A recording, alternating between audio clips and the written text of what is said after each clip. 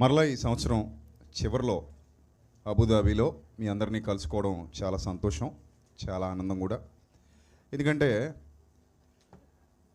ఇక్కడ చాలామంది ఆత్మీయులు ఉన్నారు, వాళ్ళందరితో నాకు సత్సంబంధాలు ఉన్నాయి. చాలా మంచి ఆత్మీయ వాతావరణంలో పెరుగుతున్నటువంటి బిడ్డలు కూడా ఇక్కడ చాలామంది ఉన్నారు. వాళ్ళు ఎప్పటి నుంచో నాతో మాట్లాడుతూ ఉంటారు, ప్రార్థన చేయించుకుంటూ ఉంటారు, వాక్య పరిచర్యలో సహకరిస్తూ ఉంటారు. అలాంటి ఎంతోమంది అక్క చెల్లెమ్మలు అన్నదమ్ములు ఉన్న అబుదాబికి మరోసారి రావడం, అంటే దుబాయ్ ప్రాంతంలో ఉన్న పిల్లలందరినీ మరోసారి కలుసుకోవడం, ఇలాంటి అద్భుతమైన అవకాశం ఇచ్చినటువంటి దేవాది దేవునికి ముందుగా హృదయపూర్వకంగా కృతజ్ఞతాస్తుతులు చెల్లిస్తున్నాను. దేవుని నామానికి మహిమ కలుగునుగాక. మీ అందరికీ నా హృదయపూర్వక 2 వందనములు తెలియజేస్తున్నాను. మీ అందరికీ దేవుని యొక్క మహాకృపలో ఒక చక్కటి అవకాశం లభించింది రాత్రి. ఆ అవకాశం ఏంటంటే దేవుని వాక్యాన్ని వినే అవకాశం. ఇక్కడ పని చేయాల్సింది మన చెవులు మాత్రమే. ఏం పని చేయాలి? చెవులు మాత్రమే పని చేయాలి, ఇక ఏం పని చేయకూడదు. మీ ఫోన్స్ అన్నీ ఉన్నాయి కదా, చక్కగా ఈ ఫోన్స్ ఏం చేద్దాం? నాకేం రావు, ఎందుకంటే నాది రోమింగ్లో ఉన్నా కూడా నా ఫోన్ పని చేయదు ఇక్కడ, నాకు ఇబ్బంది లేదు. కానీ ఇక్కడ పనిచేసే ఫోన్లు ఎవరివి? మీ అందరివి. కనుక మీ ఫోన్స్ కాసేపు ఎందులో పెడదాం? పేక నొక్కేద్దాం, అంటే ఫ్లైట్ మోడ్లో పెడదాం. చక్కగా మీరు ఫ్లైట్ మోడ్లో పెట్టుకుని దేవుని వాక్యం శ్రద్ధగా వినండి. ఈ రాత్రి చాలా విలువైన సంగతులు మనం నేర్చుకోబోతున్నాం. సూటిగా, స్పష్టంగా, చాలా జాగ్రత్తగా మీరు అర్థం చేసుకోగలిగితే చాలా చక్కటి సంగతులు దేవుని వాక్యం ద్వారా మీకు నేర్పించబోతున్నాను. కనుక శ్రద్ధగా మీరందరూ వినండి, ఎవ్వరూ ఇబ్బంది పడొద్దు. లాస్ట్లో ఒకవేళ మీరు ప్రేయర్ చేయించుకోవాలనుకుంటే లాస్ట్లో ప్రేయర్ చేస్తాను. సో ఈరోజు టైం ఉంది కదా, మొన్నట్లాగా 10 గంటలకు గంటేరు కదా, 11 గంటలకి 1 గంట వరకు ఉందంటే ఇబ్బంది లేదు. సో మనకి బోల్డ్ అంత టైం ఉంది, మీరే ఇబ్బంది పడక్కర్లేదు.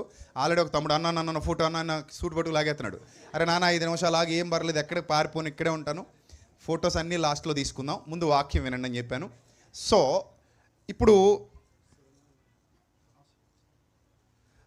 దేవుని వాక్యం ఎంత విలువైనది అంటే, చీకటిని, మానవ హృదయంలో పేరుకుపోయిన చీకటిని తొలగించడానికి దేవుడు భూమి మీదకి పంపించినటువంటి మెడిసిన్ దేవుని వాక్యం. అర్థమైందా? మామూలుగా మనకి ఏదైనా వ్యాధి వస్తే, రోగం వస్తే తగ్గడానికి మందులు వాడతాం. మరి మన హృదయంలో ఉన్న వ్యాధి తగ్గాలంటే ఏ మందు వాడాలి? దేవుని వాక్యం అనే మందు వాడాలి. ఆ మందును పరలోకం నుంచి భూమి మీదకి పంపించి, ఈ మందును ప్రాక్టీస్ చేయండి అని దేవుడిచ్చాడు. ప్రాక్టీస్ చేయాలి. ప్రాక్టీస్ అంటే ఏంటి? మీకు మెడిసిన్ తీసుకున్నప్పుడు ఉదయం, మధ్యాహ్నం, సాయంత్రం, కొన్ని మెడిసిన్స్ అయితే 2 రోజులకు ఒకసారి, కొన్ని మెడిసిన్స్ అయితే వారానికి ఒకసారి, కొన్ని రకాల మెడిసిన్స్ అయితే నెలకు ఒకసారి, ఇలాగా ఒక ప్రాక్టీస్ ఉంటుంది, ఒక పద్ధతి ఉంటుంది. మెడికల్ ప్రాక్టీషనర్ అంటారు, అంటే ఆ వైద్య వృత్తిని చేపట్టిన వ్యక్తిని. సో ఈ ప్రాక్టీస్ ఎవరైతే కరెక్ట్గా ఫాలో అవుతారో వ్యాధులు మీలో నుండి బయటికి వెళ్ళిపోతాయి. వ్యాధి మీలో ఉంటే మీకు ఆశీర్వాదం కాదు, వ్యాధి మీలో ఉంటే అది మీకు శాపం. ఆ వ్యాధి మీలో నుండి బయటికి వెళ్ళిపోతే అది మీకేంటి? ఆశీర్వాదం. సో మనల్ని ఆశీర్వదించడానికి యేసుక్రీస్తు ఈ లోకానికి వచ్చాడట. ఏంటి ఆయన మనకిచ్చే ఆశీర్వాదం? ఒకసారి చూడండి, అపోస్తలుల కార్యాలు. అందరు తీయండి బైబిల్. అపోస్తలుల కార్యాలు. ఫోన్ స్విచ్ ఆఫ్ చేసేయండి నాన్న. అపోస్తలుల కార్యాలు 3వ అధ్యాయము 26వ వచనం చదువుదాం.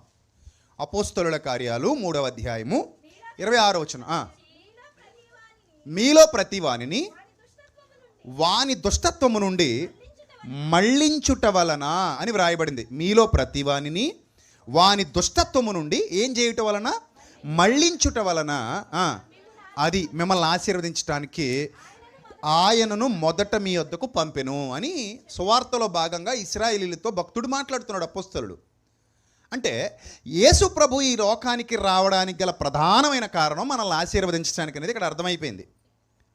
ఎందుకు వచ్చాడు ఆయన?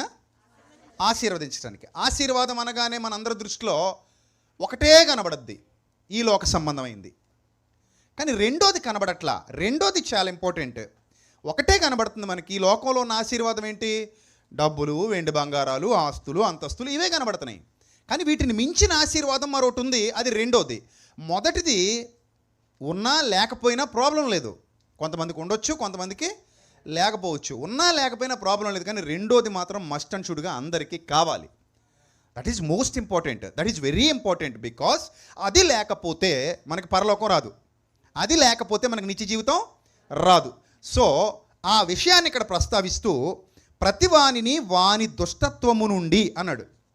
చూడండి, ప్రతివానిని వాని దుష్టత్వము నుండి మళ్ళించుట వలన మిమ్మును ఆశీర్వదించుటకు ఆయనను మొదట మీ వద్దకు పంపెను.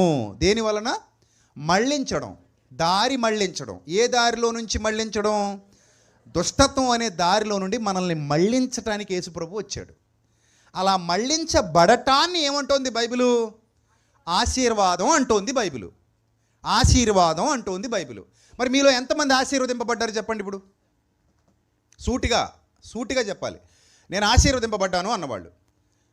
మీకు మైక్ ఇచ్చి సాక్ష్యం చెప్పండి అన్నాను అనుకో, మీకు మైక్ ఇచ్చి సాక్ష్యం చెప్పండి అన్నాను అనుకో, ఏమని చెప్తారు సాక్ష్యం? నేను అబుదాబీకి వచ్చానండి, అప్పులన్నీ తీరిపోయాయి, అంతేనా? ఒక మంచి ఉద్యోగం దొరికింది, అప్పులన్నీ తీరిపోయినాయి, అక్కడ ఇండియాలో ఉన్న అప్పులన్నీ తీర్చేశాను, ఇప్పుడు తిరిగి ఇండియాకి వెళ్ళేటప్పుడు కొంచెం సంచి పట్టుకొని వెళ్తాను. దేవుడు నన్ను ఒట్టిగా తీసుకొచ్చాడు. ఎలా తీసుకెళ్తున్నాడు? గట్టిగా తీసుకెళ్తున్నాడు. అయిపోయింది, ఆశీర్వాదం అయిపోయింది. ఇంకా క్లియరా? ఇది వరకు నేను అబుదాబీకి వచ్చే ముందు మాకు ఊళ్ళో ఇల్లు ఉండేది కాదండి. దుబాయ్కి వచ్చిన తర్వాత చక్కగా ఒక ఇల్లు కట్టుకోగలిగాం. దేవుడు మమ్మల్ని బాగా ఇల్లు చేంజ్ చేశాడు, ఆశీర్వదించాడు. మంచిదే. అయిపోయిందా? It's over. Is it over? Over అనుకుంటున్నాం కదా, ఓవర్ అని కదా. మరి ఆశీర్వాదం అంటే ఏంటని తెలుసుకున్నామని ఇప్పుడు. అవన్నీ మనతో రావు. మీరు కష్టపడి ఇల్లు కట్టుకుంటారు. కాదని నేను అన్న కట్టుకోవాలి, ఇల్లు లేకపోతే ఎలాగా? అందరికీ సొంత ఇల్లు ఉండాలి. సో అందరికి కలది, కట్టుకుందాం, మంచిదే. కానీ ఇల్లు మనతో రాదు. కట్టుకుంటాం. ఎంతకాలం ఉంటాం ఇక్కడ? ఇది ఉన్నంతకాలం, ఈ ఇల్లు ఉన్నంతకాలం ఉంటాం. ఇది అసలైన ఇల్లు, ఆత్మకు దేవుడు ఇచ్చిన ఇల్లు ఇది. ఈ ఇల్లు ఉన్నంతకాలం ఆ ఇంట్లో ఉంటాం, నో ప్రాబ్లం. కానీ ఆ ఇల్లు మనతో రాదు. ఆ ఇల్లు మనతో రాదు, కానీ మనకి ఇల్లు కావాలి. వెండి మనతో రాదు, కానీ మనకు వెండి కావాలి. బంగారం మనతో రాదు, కానీ ఖచ్చితంగా మనందరికీ ఏం కావాలి? బంగారం కావాల్సిందే. పిల్లలకు పెళ్లి చేస్తే ఏం పెట్టాలి? బంగారం పెట్టాల్సిందే, లేకపోతే అల్లుడోడు ముదరష్టపొడి చేసుకొని అంటాడు కదా. సో కాబట్టి మనకి బంగారం కావాలి, వెండి కావాలి, డబ్బులు కావాలి, ఇల్లు కావాలి, అన్నీ కావాలి. కానీ ఇవేవి మనతో రావు. మనం ఎక్కడ ఆగిపోయామంటే ఇది ఆశీర్వాదం అన్న చోట ఆగిపోయాం. ఇదే ఆశీర్వాదం అన్న చోట ఆగిపోయాం. 1వ తరగతి చదువుకుని చదువు అయిపోయిందంటే ఏమంటాం? ఏంటి? 1వ తరగతి చదువుకొని డాడీ చదువు పూర్తి చేసేయండి డాడీ, మొత్తం చదివేసేయండి డాడీ అన్నాడు అనుకో. ఏం చదివేసారు మొత్తం అంటే 1వ తరగతి చదివేసేయండి డాడీ అంటే 1వ తరగతి చదివితే చదువు కంప్లీట్ అయిపోయినట్టేనా? మరి ఎప్పుడు కంప్లీట్ అవుతుంది? కనీసం మినిమం ఏముండాలి? డిగ్రీ ఉండాలి కదా.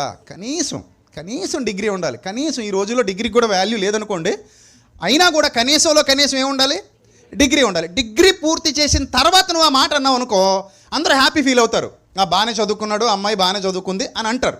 అలా కాకుండా 1వ, 2వ, 5వ చదివేసేయండి డాడీ, మొత్తం మీద ఒక 5 చదివేసేయండి డాడీ, ఇంకా పూర్తి చేసి పడేసాను, ఇంకా చదువుతో నాకు సంబంధం లేదు. ఇంకా ఎందుకు? 5 దాకా చదివేశాను కాబట్టి చదువంతా అయిపోయినట్టు అనుకోవడం ఎంత అవివేకమో. దేవుడు నన్ను ఆశీర్వదించేశాడు కాబట్టి నేను ఆశీర్వదింపబడిన దానను, ఆశీర్వదింపబడిన వాడును అనుకోవడం కూడా అంతే అవివేకం, అంతే అజ్ఞానం. గనుక డబ్బులు, వెండి, బంగారం, ఆస్తులు, అంతస్తులు, వీటి గురించి బైబిల్ మాట్లాడుతూ అంది ఉగ్రత అనేది ఒకటి ఉంది నాయన. ఆ ఉగ్రత దినమందు ఆస్తులు అక్కరకు రావు నాయన అంది. అక్కడైనా మనం ఆలోచించాలా వద్దా? ఆ వచనం పట్టుకొని ఆలోచించాలా వద్దా? ఆలోచించాలి. కాబట్టి ఆశీర్వాదం ఉంది, దానికి ఇంకా అప్డేటెడ్ వెర్షన్ కూడా బైబిల్లో ఉంది. మనం ఇక్కడే ఆగిపోతే ఎల్కేజీ పిల్లలం అయిపోతాం, పైదాకా వెళ్ళిపోతే పరిపూర్ణులం అవుతాం. అర్థమైందా? ఇప్పుడు పైదాకా వెళ్ళిపోయి పరిపూర్ణులం అవుదామా? అక్కడే ఆగిపోయి అపరిపూర్ణులుగా మిగిలిపోదామా? కదా. పైదాకా వెళ్ళి ఏమవ్వాలి? పరిపూర్ణులు అవ్వాలి. మీరు పరిపూర్ణులు కావాలని నేను కోరుచున్నాను అన్నాడు బైబిల్ గ్రంథంలో. అన్నాడా పౌలు భక్తుడు? పత్రికలు రాస్తూ ఏమని కోరుకుంటున్నాడట? మీరు పరిపూర్ణులు కావాలని కోరుచున్నాను అన్నాడు. కాబట్టి మీరందరూ కూడా పరిపూర్ణతలోకి అడుగులు వేయాలి. బైబిల్ గ్రంథాన్ని ధ్యానిస్తున్నప్పుడు, చదువుతున్నప్పుడు, నేర్చుకుంటున్నప్పుడు, దాన్ని ఆలోచిస్తున్నప్పుడు, దానికి సంబంధించిన ప్రసంగాలు ఎవరు చెప్పినా సరే వింటున్నప్పుడు ఒక ఆత్మీయ స్థితిలో ఎదిగింపజేస్తున్నారా లేదా అన్న విశ్లేషణ మీకు రావాలి. లేకపోతే మీరు మోసపోతారు, లేకపోతే మీరు మాయలోకి వెళ్ళిపోతారు. ఎప్పుడూ ఒకటే మీకు అప్పులు, రోగాలు, సమస్యలు, వెండి బంగారాలు, ఇల్లులు, ఆస్తులు, అంతస్తులు, పెళ్ళిళ్ళు, ఉద్యోగాలు దగ్గర ఆపేస్తే అసలైనది ఎప్పుడు ఇంకా ఎప్పుడంటే ఇంకా టైం ఉందా? ఇంకా టైం ఉందా చెప్పండి? అసలైన ఆశీర్వాదానికి ఇంకా టైం ఏమైనా ఉందా అమ్మా మీకు? ఎంత టైం ఉందని మీరు అనుకుంటున్నారు? అసలైన ఆశీర్వాదానికి ఎంత టైం ఉందని మీరు అనుకుంటున్నారు? ప్రస్తుతానికి మనందరూ ఆలోచన ఒక ఆశీర్వాదం మీద నిలబడిపోయి ఉంది. ఏంటి ఆశీర్వాదం అంటే మీలో చాలామందిని అడిగితే టక్టగా చెప్తారు, ముందు అప్పులు తీరిపోవాలి బ్రదరు అంటారు. అంతేనా? ముందు ఏం తీరిపోవాలి? అప్పులు తీరిపోవాలి. ఎక్కడున్నాయి మనకు అప్పులు? ఇండియాలో ఉన్నాయి. ఇప్పుడు అక్కడికి వెళ్తే ఖచ్చితంగా అప్పులోడు ఏం చేస్తాడు? పీక పట్టుకుంటాడు. ఇప్పుడు నువ్వు ఇక్కడ ఉన్నావు కాబట్టి ఆడు ధైర్యంగా ఉన్నాడు. ఎందుకు? బిడ్డ అబుదాబీలో ఉంది, దుబాయ్లో ఉంది. ఎప్పటికైనా బిడ్డ ఏం చేస్తుంది? తిరిగి వస్తుంది. తిరిగి వచ్చిన అప్పు తీర్చేస్తుంది లేదా తీర్చేస్తాడని ధైర్యంగా ఉన్నాడు. అక్కడ బతుకుతున్నాడు నీ వల్ల. ఇప్పుడు నువ్వేమనుకుంటావు అంటే, ప్రభువా నా అప్పు ఒకటి తీర్చే ప్రభువా, ఇంకేం అక్కర్లేదు ప్రభువా, నేను అబుదాబీ నుంచి వెళ్ళి ఆ అప్పు తీర్చేసి ఇంక కొత్త అప్పులు చేయకుండా పాత అప్పులన్నీ ముగించేసి అప్పు ఇచ్చే స్థితిలో నన్ను నిలబెట్టు, కానీ అప్పు చేసే స్థితిలో నన్ను ఉంచొద్దు ప్రభువా, ఈ విధంగా నన్ను ఆశీర్వదించు అని అడుగుతున్న వాళ్ళు ఎంతమంది ఉన్నారు ఇక్కడ? చేయి చూపించండి. అది ఒక అక్క ఉందట, అడుగుతుందట పాపం ఆవిడ. ఇంకెవరున్నారు? అది అక్కడ చెల్లెమ్మ ఉంది. ఇంకెంతమంది ఉన్నారు? సిగ్గుపడకండి, ఏం పర్లేదు, ఇక్కడ అందరూ ఆ బ్యాచే మ్యాక్సిమం. అంతే కదా, మ్యాక్సిమం అంతే. ఇప్పుడు మనకు అక్కడే అప్పులు ఇచ్చే స్థాయిలో ఉంటే ఇక్కడికి వస్తాం ఏంటి? పిల్లలను వదులుకొని, భర్తను వదులుకొని, భార్యను వదులుకొని, అమ్మని, నాన్నని, పుట్టిన ఊరిని, ఉన్న ఇల్లు, వాడ, వాకిలి అన్నీ వదులుకొని ఇక్కడికి వచ్చామంటే పెయిన్ ఉండబట్టే కదా వచ్చాం, బాధ ఉండబట్టే కదా వచ్చాం, అక్కడ గడవట్లేదు కాబట్టి కదా ఇక్కడికి వచ్చాం. అంతేనా? అక్కడే మనకు అన్ని రాజభోగాలు అనుభవించే పరిస్థితి ఉంటే ఎక్కడ దాకా వచ్చి ఎవరికో సాగిరి చేయడం ఎందుకు? మనమే సాగిరి చేయించుకుందాం అక్కడ ఓ మనిషిని పెట్టుకొని కదా.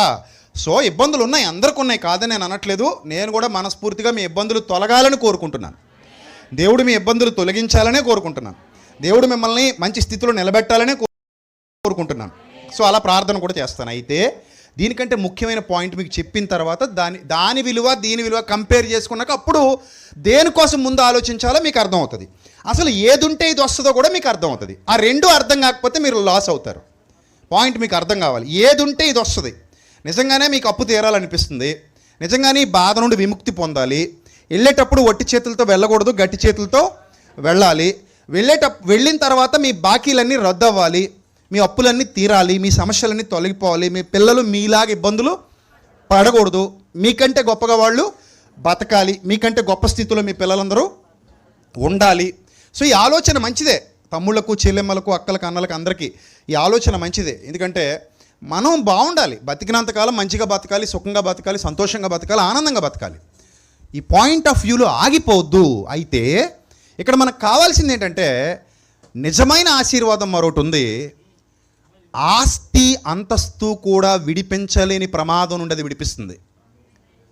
వెండి బంగారాలు విడిపించలేని ప్రమాదం నుండి అది మనల్ని విడిపిస్తుంది. అది మనకి ముఖ్యంగా కావాలి.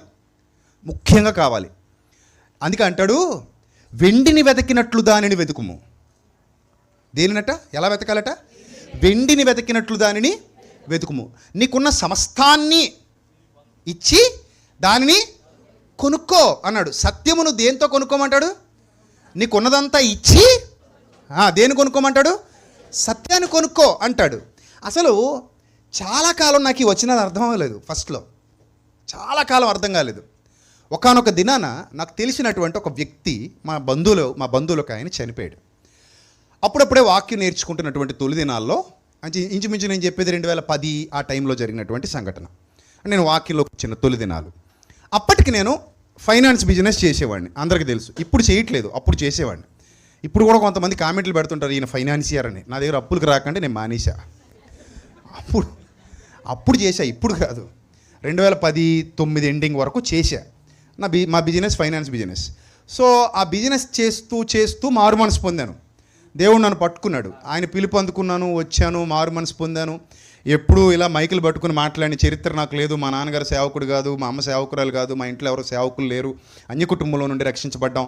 సో నేను వచ్చి రాగానే ఈయనకిలాగా కొంచెం భయం ఉండేది. మైక్ పట్టుకు మాట్లాడాలంటే, అంటే భయం కాదు కానీ ఎందుకో కొంచెం ఇబ్బంది ఫీల్ అయ్యేవాడిని. నేను ఎప్పుడు మాట్లాడలేదు. సో నేను కూడా కొంచెం బెరుగ్గా ఫీల్ అయ్యి ఏం చేసేవాడిని అంటే, ఒక అద్దం ముందు నిలబడి వాక్యం చెప్పేవాడిని. అద్దంలో ఎవడుంటాడు? నేనే. అంటే నాకు నేనే వాకింగ్ చెప్పుకునేవాడిని. అలాగా స్టార్ట్ అయింది 2009లో. సో 2010లో ఈ వాక్యాలు చదువుతున్నప్పుడు ఆశీర్వాదం అనగానే నాకు ఏం గుర్తొచ్చేదంటే, మన బిల్డింగ్ మీద ఇంకో 4 అంతస్తులు వేసేస్తే ఆశీర్వాదం, లేదా మన తొడ మెడ వాసిపోతే బంగారంతో ఆశీర్వాదం, అంతే కదా. అంటే ఒక 10 నెక్లెస్లు, చేతుల నిండా అలాగ ఒక పెద్ద పెద్ద కడియాలు ఇలాగ బాగా వాసిపోయి ఉంటే ఏంటి? ఆశీర్వాదం. ఇంకేంటి? సూర్యుడు, చంద్రుడు, నక్షత్రాలు, పాపిడి బిళ్ళలో, జట్లు ఒక పెడతారు ఇక్కడ, కిక్ బాక్సింగ్ వాళ్ళు పెట్టుకున్నట్టు, ఏటో వంక అంటారు దాన్ని, ఆ అరవంకులు, ఇలాంటి కొంకులు వంకులు అన్నీ పెట్టేసుకుంటే మనకేంటది? అసలు మర్చిపోయాం, వడ్డానం, ఇవన్నీ పెట్టుకుంటే మనకేంటి? ఆశీర్వాదం. అలాగ అనిపించేది నాకు కూడా. నిజమే, డబ్బు ఫుల్గా ఉంటే ఆశీర్వాదం, అంతస్తులు ఫుల్గా ఉంటే ఆశీర్వాదం. అప్పుడు నాకు వచ్చిన ఒకే ఒక డౌట్ ఏంటంటే, యేసు ప్రభువు ఆశీర్వదింపబడిన వాడు కాడా? ఆయన మనకు మాదిరి కదా. ఆయన మనకెవరు? మాదిరి. మరి మనకు మాదిరి ఉంచిపోయెను అని వ్రాయబడినప్పుడు యేసు ప్రభు ఆశీర్వదింపబడలేదా? అక్కడ నాకు వచ్చిన ఫస్ట్ డౌట్, దేవుడు ఆయన్ని పుట్టించాలి అనుకున్నాడు. ఎక్కడ? భూమి మీద పుట్టించాలనుకుంటే ఫస్ట్ ఏ ఇల్లు ఎన్నుకోవాలి? అసలు ఆయన కంఫర్ట్గా ఉండాలంటే ఆయన కంఫర్ట్గా ఉండాలొద్దా? ఆయన కుమారుడు ఈ లోకానికి వస్తున్నాడు. నేను పాటలో రాశా, కన్యక గర్భం పాటలో రాశా, కలిగినవన్నీ ఆయన లేకుండా కలుగలేదట.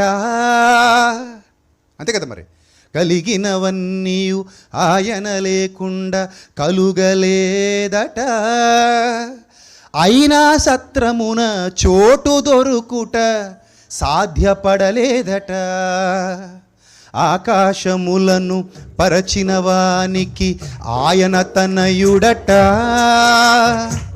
పశువుల తొట్టిలో శిశువై పరుండుట ఎంత ఘోరమట. మీరు ఎప్పుడైనా ఆలోచించారా? ఆకాశాలను పరిచిన వానికి ఆయన తనయుడు, కానీ ఆయన ఎక్కడ పడుకున్నాడు? వచ్చి పశువుల తొట్టిలో పడుకున్నాడు. రేంజ్కి తగ్గట్టుందా? రేంజ్కి తక్కువగా ఉందా? బాగా తక్కువగా ఉంది కదా. ఇప్పుడు కలిగినవన్నీ ఆయన లేకుండా కలగలేదు. కానీ ఇప్పుడు యేసుప్రభు వారు ఎక్కడ పుట్టాల్సి వచ్చింది? ఎక్కడ? ఇంకా గట్టిగా ఏది బైబిల్లో చూపెట్టు. పశువుల పాక చూపెట్టు బైబిల్లో. గట్టి చెప్పేస్తున్నారు కదా, పశువుల పాక ఇంకేమన్నా?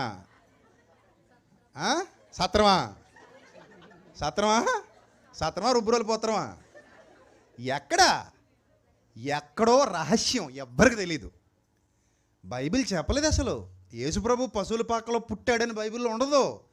మనమే రాసేసాం పాటలు, పశువుల పాకలో సందడి, బెత్లెహేములో సందడి. ఎవడు చేశాడు సందడి? మనం చేతనం, వాళ్ళు ఏం చేయలే. దొంగ ఎదవలాళ్ళు.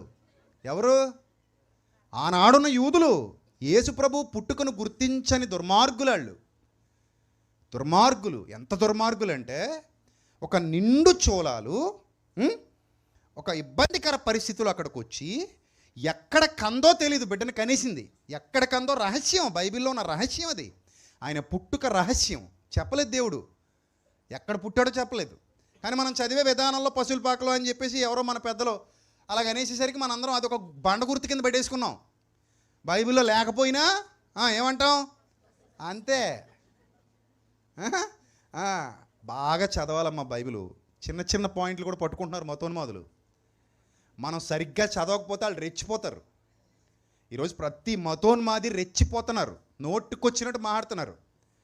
చాలామంది ఇతర విశ్వాసాల్లో ఉన్న సోదరుల్ని పోగొట్టుకోవడం ఇష్టం లేక, ఎవడో ఒకడు కుక్క మురిగాడని చెప్పి మిగిలిన వాళ్ళందరినీ ఎందుకు పోగొట్టుకోవడం, వీడికి సమాధానం చెప్పాలి తప్ప వాళ్ళ విశ్వాసాలను మనం అనకూడదు అన్న ఒక్క ఆలోచనతో మౌనంగా ఉంటున్నాను. నేను కానీ మాట్లాడడం మొదలుపెట్టానంటే చాలామంది ఇబ్బందులు పడిపోతారు. సో అది నాకు ఇష్టం లేదు. ఎవడో కుక్క మురిగాడు, ఎవడో మతోన్మాది మాట్లాడతాడు, వాడి గురించి మనం ఇతర విశ్వాసాలను కించపరచాల్సిన పని మనకి లేదు. అందుకే బైబిల్ బాగా చదవండి. మీరు బైబిల్ బాగా చదివారనుకో, వాళ్ళకి ఆ ఛాన్స్ ఇవ్వక్కర్లేదు. సరే, ఇక్కడ పాయింట్ ఏంటంటే, మన అసలు విషయం నుంచి డిబేట్ అయిపోతున్నాం. అసలు పాయింట్ ఏంటంటే, యేసు ప్రభును పుట్టించాలనుకుంటే నాకు వచ్చిన ఫస్ట్ ఆలోచన, పిలాతు ఇంట్లో పుట్టుంటే ఎలాగుండేది? మీరు చెప్పండి. యేసు ప్రభు పిలాతు ఇంట్లో పుట్టుంటే ఎలాగుండేది? బాగుండేది కదా. హేరోదు ఇంట్లో పుట్టుంటే ఇంకా బాగుండేది కదా, సులువుగా ఉండేది కదా, పని ఏమయ్యేది? సులువయ్యేది. ఈ రెండు కాకుండా కైసర్ చక్రవర్తి ఇంట్లో పుట్టుంటే, సీజర్ చక్రవర్తి ఇంట్లో, కైసర్ రోమా ప్రభుత్వానికి head of the department Caesar చక్రవర్తి, కైసర్. ఆయన పుట్టిన సమయానికి సీజర్ అగస్టస్ పరిపాలిస్తున్నాడు రోమన్ ప్రభుత్వాన్ని. సీజర్ అగస్టస్, కైసర్ చక్రవర్తి అంటారు తెలుగులో. ఆ సీజర్ అగస్టస్ ఇంట్లో పుట్టాడు అనుకోండి యేసుక్రీస్తు, ప్రాబ్లం ఉండేదా? ఎలా ఉండేది? అంటే మొత్తం రాజబాట. కానీ ప్రభు ఈ లోకానికి రావాలనుకున్నప్పుడు సీజర్ కుటుంబాన్ని ఎన్నుకోలేదు, పిలాతు కుటుంబాన్ని ఎన్నుకోలేదు, యోదయ అధికారుల కుటుంబాలను ఎన్నుకోలేదు. ఇంకా గట్టిగా మాట్లాడితే పోనీ వాళ్ళందరూ అంగులు వదిలేద్దాం, ఇశ్రాయేలు వారైన ప్రధాన యాజకుల ఇళ్లలో పుట్టుంటే ఎలాగుండేది? ప్రధాన యాజకుల ఇళ్లలో హై ప్రీస్ట్ వాళ్ళ ఇంట్లో పుట్టుంటే ఇంకా బాగుండేది కదా. కానీ ఎవ్వరింట్లో ఆయన ఎన్నుకోలేదు. ఆయన ఎన్నుకున్నది ఒక సాదా సీదా బేద కుటుంబాన్ని ఎన్నుకున్నాడు. అర్థమైందా? ఎవరిని ఎన్నుకున్నాడు? ఒక సాదా సీదా బేద కుటుంబాన్ని ఎన్నుకున్నాడు. ఆ బేదల ఇంట్లో పుట్టాడు. మీరు అనుకోవచ్చు, యేసు ప్రభు ఎక్కడ పుట్టాడు అంటే ఒక ఊరి పేరు చెప్పాలి. ఏ ఊరు? బెత్లెహేము. బెత్లెహేము యేసు ప్రభుదా? మరి ఎవరిది? చెప్పండి పర్లేదు, మీకు ఏమనిపిస్తా చెప్పండి. ఇప్పుడు ఎవరు మిమ్మల్ని చంపేరు పొడి చేయరు. మీరు ఏ తప్పు చెప్పినా నేను కరెక్ట్ చేసుకుంటాను కదా, ఉన్నాను కదా ఇక్కడ. మీరు నోటుకు వచ్చి చెప్పండి. చెప్పండి, బెత్లెహేం యేసు ప్రభుదా? కాదు. మరి యేసు ప్రభుది ఏ ఊరు? ఏ ఊరు? నజరేతు. మరి బెత్లెహేం యేసు ప్రభుది కాదా? బెత్లెహేం యేసు ప్రభుదే. ఎలా అనుకుంటున్నారు? బెత్లెహేములో ఉన్నవాళ్ళు నజరేతుకు పోయారు. ఎందుకు పోయారు అనుకుంటున్నారు? జీవనోపాధి నిమిత్తం పోయారు. మీది ఏ ఊరు? అబుదాబి అనకండి. మీది అబుదాబి కాదు. కానీ మీరు ఇప్పుడు ఎక్కడున్నారు? ఎక్కడ బతుకుతున్నారు కదా. మీకు ఏదైనా ఆధార్ కార్డు ప్రాబ్లం వస్తే ఎక్కడ పోవాలి కదా? ఆంధ్రాకి పోవాలా, తెలంగాణకు పోవాలా? ఇక్కడ ఆంధ్ర వాళ్ళు ఉన్నారు, తెలంగాణ వాళ్ళు ఉన్నారు, మన తూగోజీ పాగోజీ వాళ్ళు కూడా ఉన్నారు. ఏదైనా ప్రాబ్లం వస్తే, ఏదైనా ఆధార్ కార్డు అయినా ఇంకో కార్డు అయినా ఎక్కడ పోయి చేయించుకోవాలి? ఇండియాకి పోయి చేయించుకోవాలిగా. భీమవరం, పాలకొల్లు, నరసాపురం, రాజమండ్రి, కాకినాడ, విశాఖపట్నం, హైదరాబాదు, ఎక్కడ సంథింగ్ పోవాలి. అలాగే జనసంఖ్య రాయాలని ఒక ఆలోచన వచ్చింది. ఎవరికి? కైసర్కి. అప్పుడు తప్పని పరిస్థితుల్లో, దారి తోచక, దిక్కు తోచని పరిస్థితుల్లో ఇబ్బంది పడుతూ కూడా 9 నెలల గర్భవతి ఎక్కడికి బయలుదేరింది? 155 కిలోమీటర్ల ప్రయాణం. ఫ్లైట్లు లేవు, ట్రైన్లు లేవు, కారులు లేవు, కనీసం సైకిళ్ళు కూడా లేవు. ఎక్కితే గాడిద ఎక్కాలి, లేకపోతే నడుచుకుంటూ వెళ్ళాలి. అలా గాడిద ఎక్కారని బైబిల్లో లేదు, నడుచుకుంటూ వచ్చారని బైబిల్లో లేదు. ఎలాగొచ్చారో మనకి తెలీదు. మొత్తం మీద 155 కిలోమీటర్లు. ఆ రోజుల్లో తారు రోడ్లు లేవు, మట్టి రోడ్లు, అరణ్యాల గుండా రావాలి. ఆ మట్టి రోడ్లలో నిండు చోళాలు, 9 నెలల గర్భవతి చచ్చినట్టు నజరేతు నుంచి ఎక్కడికి బయలుదేరింది? బెత్లెహేముకి బయలుదేరింది. ఎందుకంటే వాళ్ళు బెత్లెహేము వాసులు, వాళ్ళ మూలాలు బెత్లెహేముకి సంబంధించినవి. సొంతూరు, అది నేటివ్ ప్లేస్ అంటారు దాన్ని. వాళ్ళ నేటివిటీ అక్కడ ఉంది. సో వీళ్ళు రిజిస్టర్ చేయబడాలి అంటే వాళ్ళకి మన భాషలో చెప్పాలంటే ఆధార్ కార్డు కావాలి. మీకు ఆధార్ కార్డు కావాలంటే ఎక్కడికి వెళ్ళాలి? ఇప్పుడు ఇండియాకి వెళ్ళాలి. ఇండియాలో ఎక్కడికి వెళ్ళాలి? మా ఊరు వచ్చి ఇచ్చేస్తారా? మా ఊరు వచ్చాయండి బాబు, ఏదో చెప్పండి, మీ ఊళ్ళో ఇచ్చేమని ఇచ్చేస్తారా? మరి ఎక్కడికి వెళ్ళాలి? మీరు మీ ఊరు పోవాలి. మా ఊరు రాకూడదు. ఎక్కడికి వెళ్ళాలి? మీ ఊరు పోవాలి. అంటే జనసంఖ్యలో వ్రాయబడడానికి నజరేతు నుంచి ఎక్కడికి బయలుదేరి వచ్చారు? వీళ్ళు బెత్లెహేముకు బయలుదేరి వచ్చారు. అందరూ వారి వారి గ్రామాలకు వస్తున్నారు. మొత్తం అంతా గందరగోళంగా ఉంది. ఎక్కడికక్కడ జనాలు తాకిడి కిక్కిరిసిపోయింది పరిస్థితి. అందరూ వాళ్ళ గ్రామాలకి వస్తున్నారు. అలా వాళ్ళ గ్రామాలకి అందరూ వస్తున్నటువంటి తరుణం అక్కడ ఏర్పాటైంది. అప్పుడు బెత్లెహేముకి నజరేతు నుంచి వాళ్ళు ప్రయాణం చేసుకుంటూ వచ్చారు. ఒక నిండు గర్భిణి అక్కడికి వచ్చింది. అసలు యాక్చువల్లీ గర్భిణీ స్త్రీలను ప్రయాణం చేయమంటారా, చేయొద్దంటారా? చేయొద్దంటారు. యాక్చువల్లీ మా ఆవిడ కూడా రావాలి ఇక్కడికి, మా అబ్బాయి కూడా రావాలి. ఈయనేమో అసలు ఊరుకోలేదు. టికెట్ తీసేస్తాం, వచ్చేయాల్సిందే, అందరు రావాల్సిందే అని గట్టి పట్టుకున్నారు, కూర్చున్నారు. ఆయన డాక్టర్ గారు అన్నారు తీసుకెళ్ళొద్దండి, మంచిది కాదన్నారు. సో వదిలేసి వచ్చేసాం. అక్కడే వద్దులే, నువ్వు రావద్దు, నెక్స్ట్ టైం ఎప్పుడైనా వద్దులే అని చెప్పేసి వదిలేసి వచ్చేసాం. అంటే ఇప్పుడున్న పరిస్థితుల్లో ఇప్పుడున్న పరిస్థితుల్లో ఫ్లైట్ మీద ప్రయాణమే ఏం కాదట మంచిది కాదంట. మరి ఆవిడికి ఫ్లైట్ ఉందా? 155 కిలోమీటర్లు వెళ్ళాలమ్మా, ఫ్లైట్ ఉందా? లేదమ్మా, రాళ్ళదారి గుండా ఆవిడ రావాలి. పనిలో పని చెప్తున్నా, ఇందాక ఎవరో తమ్ముడు వచ్చి అడుగుతున్నాడు, అన్న గడ్డం ఎందుకు పెంచారన్నా అంటున్నాడు.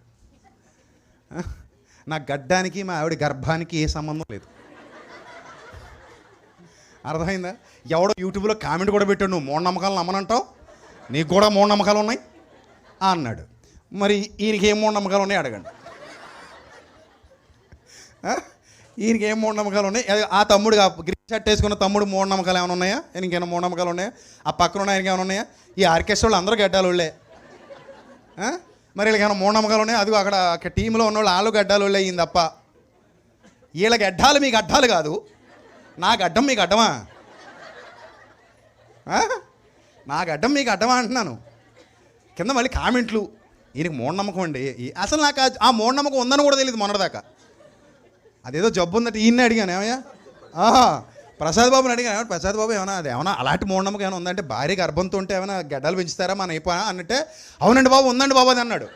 అమ్మ తస్తది నాకు తెలియదే బాబు ఇప్పుడు దాకా. అందుకని చాలామంది నాకు ఇష్టం వచ్చినట్టు కామెంట్లు పెడుతున్నారు. మీకు తెలుసు కదా నేను మూఢనమ్మకాయలు నమ్మను, అస్సలు నమ్మను. మీరు దిష్టి నిమ్మకాయ ఇచ్చినా నిమ్మకాయ పిండుకు తాగేసే రకం నేను. ఎక్కడైనా కోడి కోసి ముగ్గులు బొమ్మ వేసి పెట్టారనుకో, చికెన్ వేసి ఏపుడేసి తినేస్తాను, అంత తిక్క టైపు. అంతే తప్ప అదో మూఢనమ్మకం ఇదో అసలు నేను నమ్మను, నమ్మేవాళ్ళని నమ్మనివ్వను. చాలామందిని మూఢనమ్మకాల నుంచి బయట తీసుకొచ్చినోండి నేను. సో కాబట్టి మనం పాయింట్లోకి వెళ్ళిపోదాం. ఆ లైవ్లో చూసేవాళ్ళు ఇంక కామెంట్లు పెట్టకండి. మీకు అంతకే బాధగా ఉంటే సెమినార్కి గీయించేసుకుంటాను నాకు గెట్టం. సో ఆ గర్భవతి అంత ఇబ్బంది పడి అక్కడికి వెళ్ళింది. అసలు వెళ్ళటానికి గల ప్రధానమైన కారణం జనసంఖ్యలో వ్రాయబడ్డానికి. లేకపోతే యేసుప్రభు ఎక్కడ పుట్టేవాడో తెలుసా? 9 నెలల్లో నజరేతులోనే ఉన్నాడు గర్భంలో. ఆయన 9 నెలల్లో నజరేతులో ఉన్నవాడు సడన్గా బెత్లెహేముకి వెళ్ళి ఎందుకు పుట్టాడు? అలాంటి పరిస్థితులు ఎందుకు అక్కడ క్రియేట్ అయ్యాయి? దేవుడు ఎందుకు అగస్టస్ హృదయంలో అప్పుడే జనసంఖ్య రాయించాలన్న ఆలోచన ఎందుకు పుట్టించాడు? ఎప్పుడైతే రోమా ప్రభుత్వం ఆజ్ఞ జారీ చేసిందో అన్ని ప్రాంతాల వాళ్ళు వాళ్ళ సొంతూర్లకి ఎందుకు వెళ్ళారు? ఇదంతా దైవ ప్రణాళిక. ఎందుకు దైవ ప్రణాళిక? నిన్ను ఏలబోవాడు ఎక్కడి నుండి వచ్చును? యోధా బెత్లెహేమా, నీవు స్వల్పమైన దానవు కావు. నిన్ను ఏలుబోవాడు ఎక్కడి నుంచి వస్తాడట? ఇశ్రాయేలును పరిపాలించే అధిపతి నీలో నుండి వస్తావు. ఎప్పుడో చెప్పబడిన ప్రవచనం అది. అది నెరవేరాలంటే సున్నైనా పొల్లైనా తప్పిపోకుండా ఆ ప్రవచనం ఏమవ్వాలి? నెరవేరాలి. ఇప్పుడు చచ్చినట్టు ఎక్కడికి వెళ్ళాలి వీళ్ళు? బెత్లెహేమ్కి. ఇబ్బందులు పడి వెళ్ళారు బెత్లెహేమ్కి. ఇప్పుడు బెత్లెహేమ్లో సొంత ఇల్లు ఉందా? లేదు. సొంత ఇల్లు లేకపోతే ఎక్కడ ఉండాలి మరి మనం? ఎక్కడ ఉండాలి? లాడ్జిలో ఉండాలి. లాడ్జిని ఏమంటారు తెలుగులో? అది లాడ్జిని ఏమంటారు? సత్రం అంటారు. ఇప్పుడు సత్రానికి ఎప్పుడు వచ్చారు? బిడ్డ పుట్టాకనా పుట్టకముందా? 2 సౌండ్లు వినపడుతున్నాయి. పుట్టాకనా పుట్టకముందా? పుట్టిన తర్వాతే.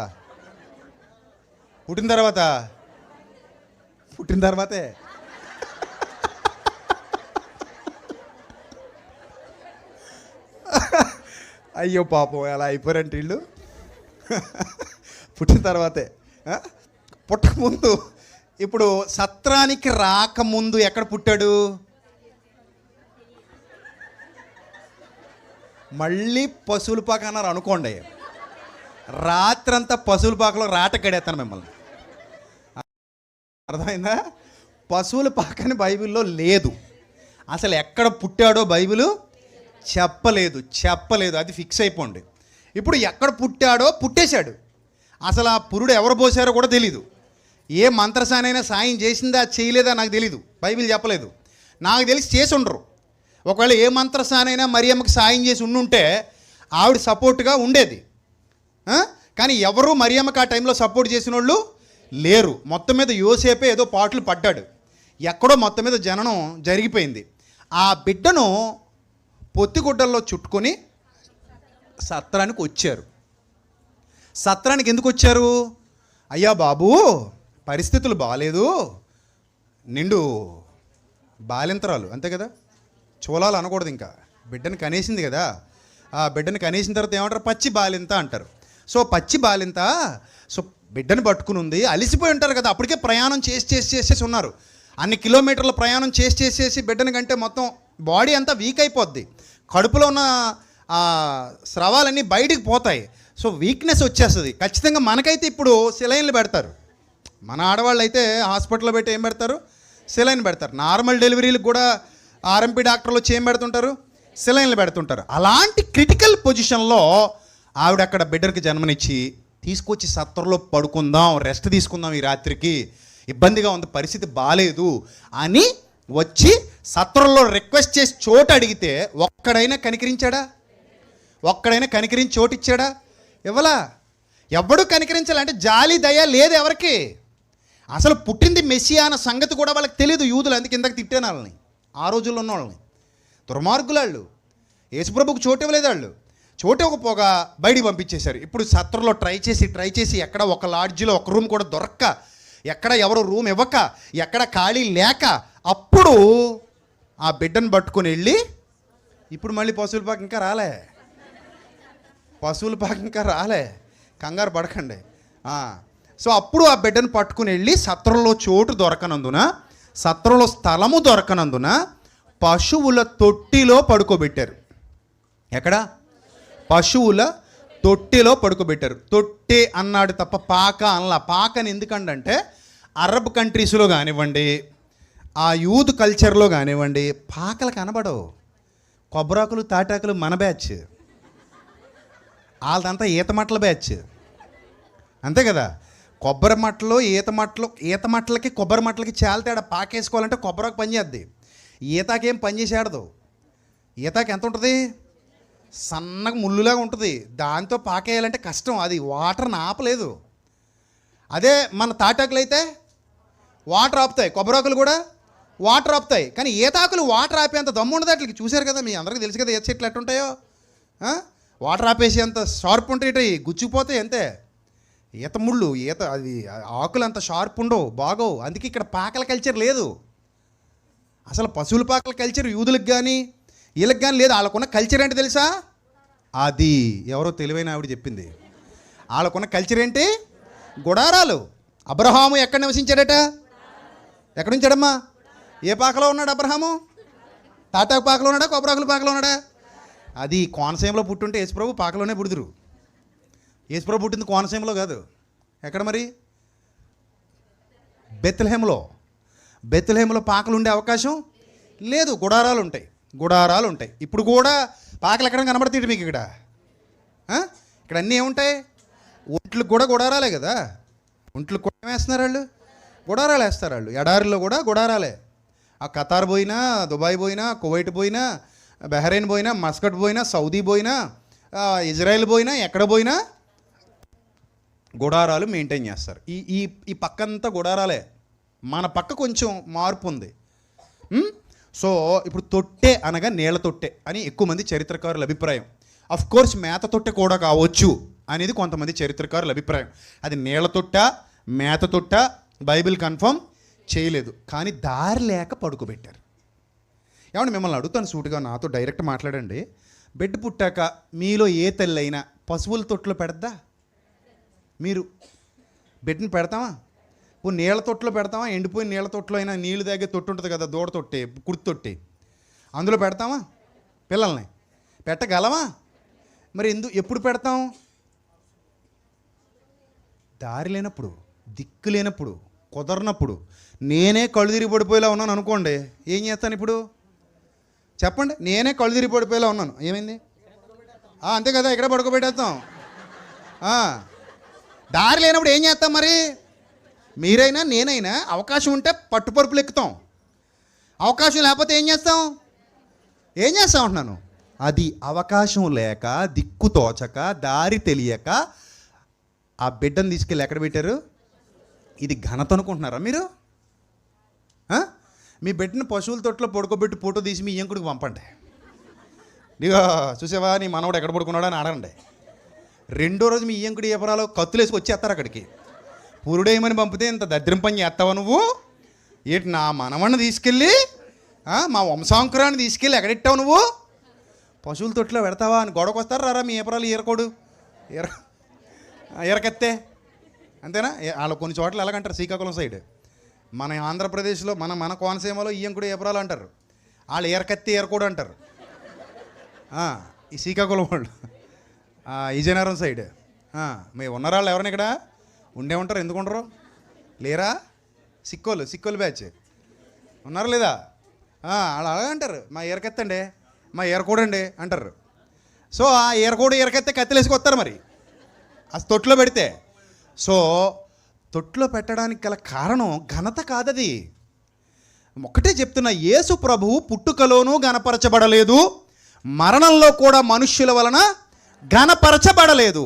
తన జీవిత కాలంలో ఎప్పుడూ మనుష్యుల వలన ఘనత కోరినవాడు కాడు. నీ కోసం నా కోసం తనను తాను రిక్తునిగా చేసుకున్నాడు. ఆ రిక్తతలో తన ఘనతను కూడా వదిలేశాడు. అదే ఆయన గొప్పతనం. రిక్తుడు అంటే అర్థం ఏమీ లేనివాడు.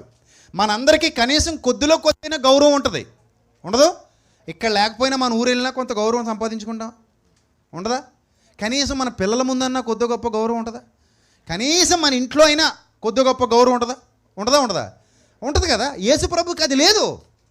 తనను తాను రిక్తునిగా చేసుకున్నాడు. పుట్టుకలోనూ గౌరవాన్ని వదిలేశాడు, బ్రతుకులోనూ గౌరవాన్ని వదిలేశాడు, మరణంలోనూ ఆయన తన గౌరవాన్ని వదిలేశాడు. అందుకే ప్రభుతో అంటాడు, తండ్రి, ఒకప్పుడు నీ యొద్ద నాకు ఏ మహిమై ఉండేనో ఇప్పుడు ఆ మహిమతో నన్ను మహిమపరుచు అని అడిగాడు మన ప్రభువు. ఆయన ప్రేమను అర్థం చేసుకోవడానికి తవ్వుకుంటూ వెళ్ళిపోతే బైబిల్ కన్నీళ్ళు వచ్చేస్తాయి, ఏడుపు వచ్చేస్తుంది బైబిల్ సరిగ్గా చదివితే. బెత్లెహేములో సందడి, పశువుల పాకలో సందడి, ఎక్కడుంది నీ మొఖం?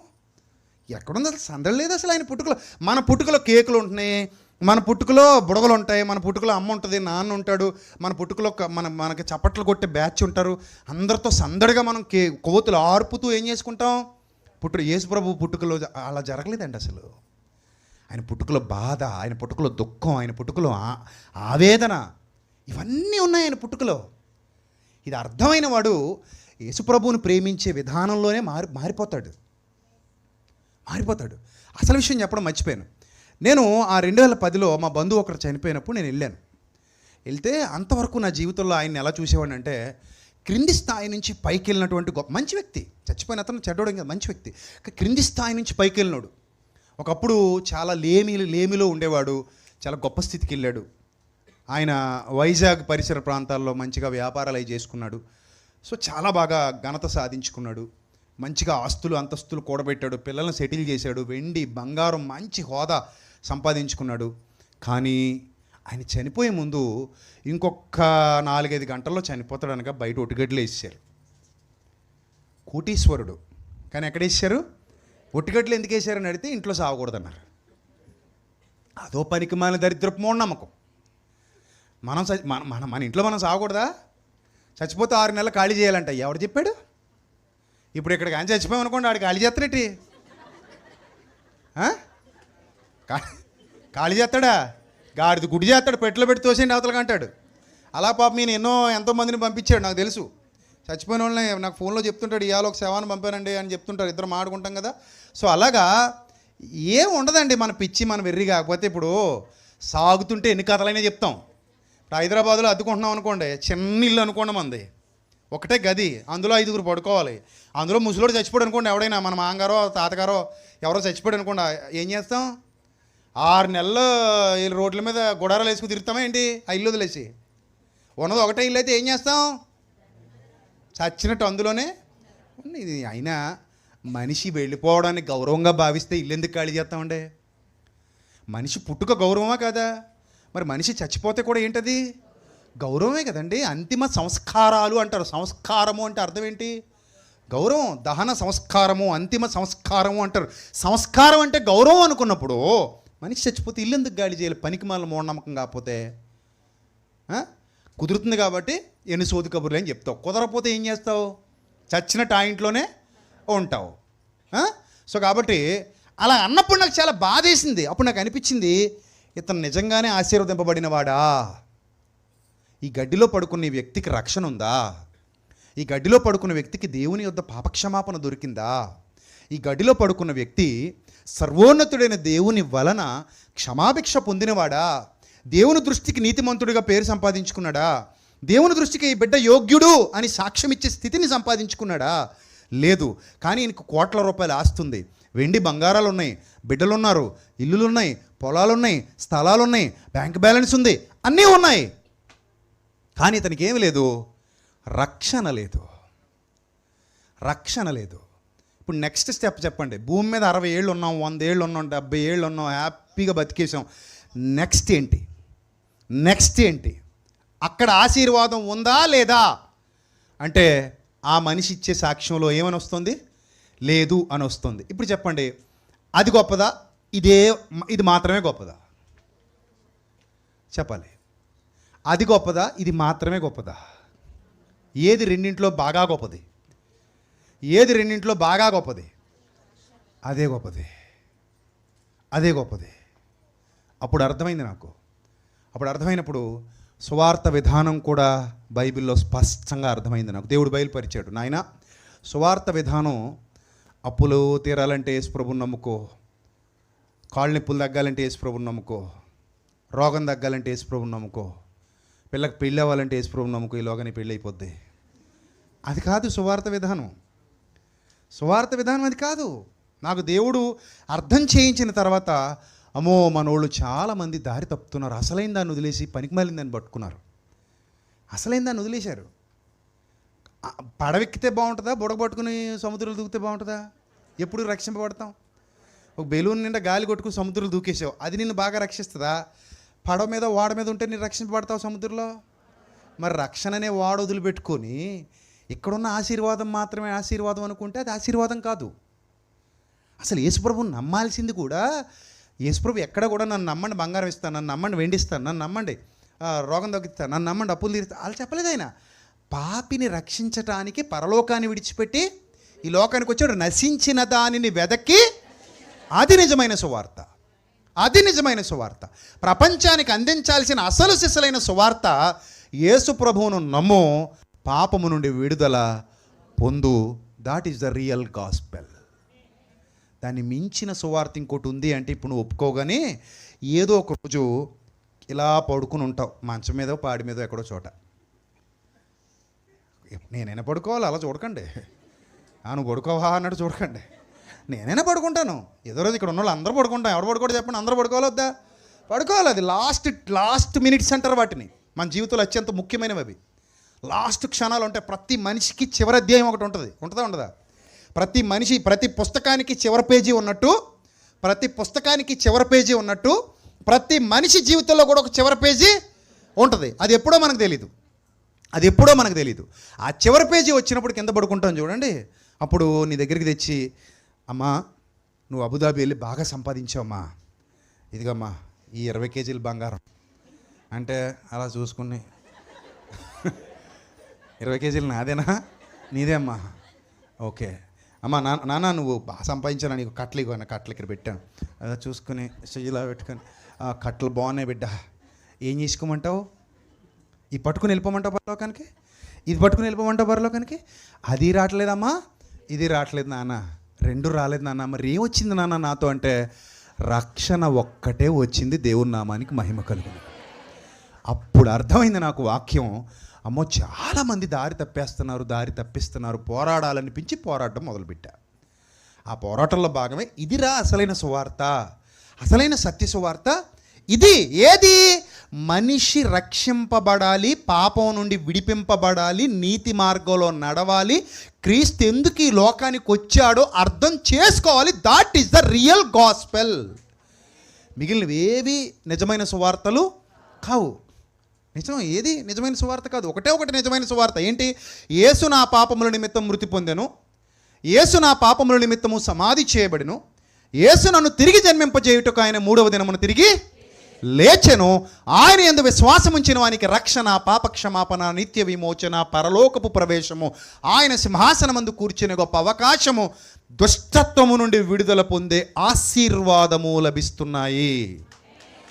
అది అసలు సిసలైన రక్షణ సువార్త. సువార్తలోనే ఏముంది? రక్షణ ఉంది. రక్షణ పొందిన ప్రతివాడు ఆశీర్వదింపబడినవాడు. ఇప్పుడు చెప్పండి, మీలో ఎంతమంది ఆశీర్వదింపబడ్డారు?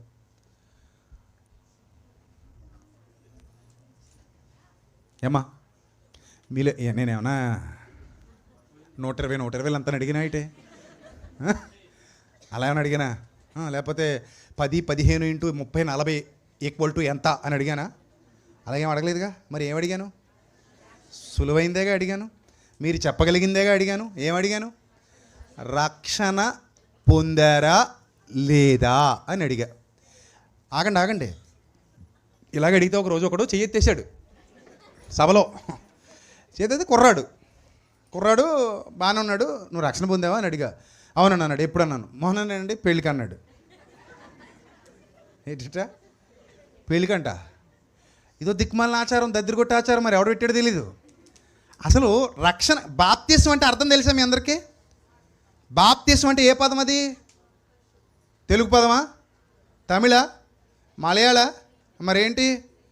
బ్యాప్టిజో అనే గ్రీకు పదం. అర్థమైందా? బ్యాప్టిజం తర్వాత బాప్తిస్మము అని మార్చారు దాన్ని. అర్థమైందా? బాప్తిస్మము అంటే తెలుగులో ట్రాన్స్లేట్ చేస్తే ఏమని అర్థం వస్తుందో తెలుసా? తెలుగులో హల్లెలూయా అనేది ఏ పదం? అదే స్తుతించడలే.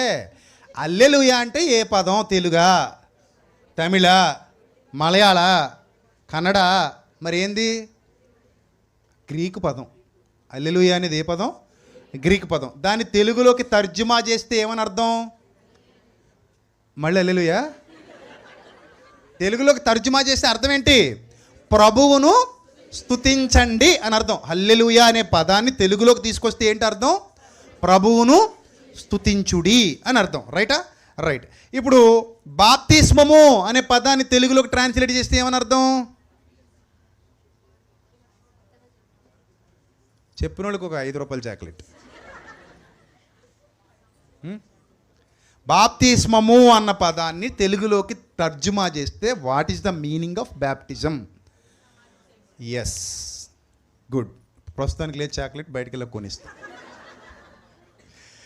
అర్థం ఏంటట? సమాధి. బాప్తిజం అంటే అర్థం ఏంటి? సమాధి. మనం తెలుగులో సమాధి అంటాం, వాళ్ళు ఏమంటున్నారు? బాప్తిస్మము అన్నారు. ఇప్పుడు బాప్తిస్మం పొందుట అనగానే ఏం పొందుట? సమాధి చేయబడుట. బాగా అర్థం అవుతుంది ఇప్పుడు మీకు. బాప్తిస్మం పొందిన ప్రతివాడు ఏమవుతున్నట్టమ్మా? సమాధి అవుతున్నాడు. నీటిలో చేసే సమాధిని బాప్తిస్మం అంటారు. To immerse in water, that is a meaning.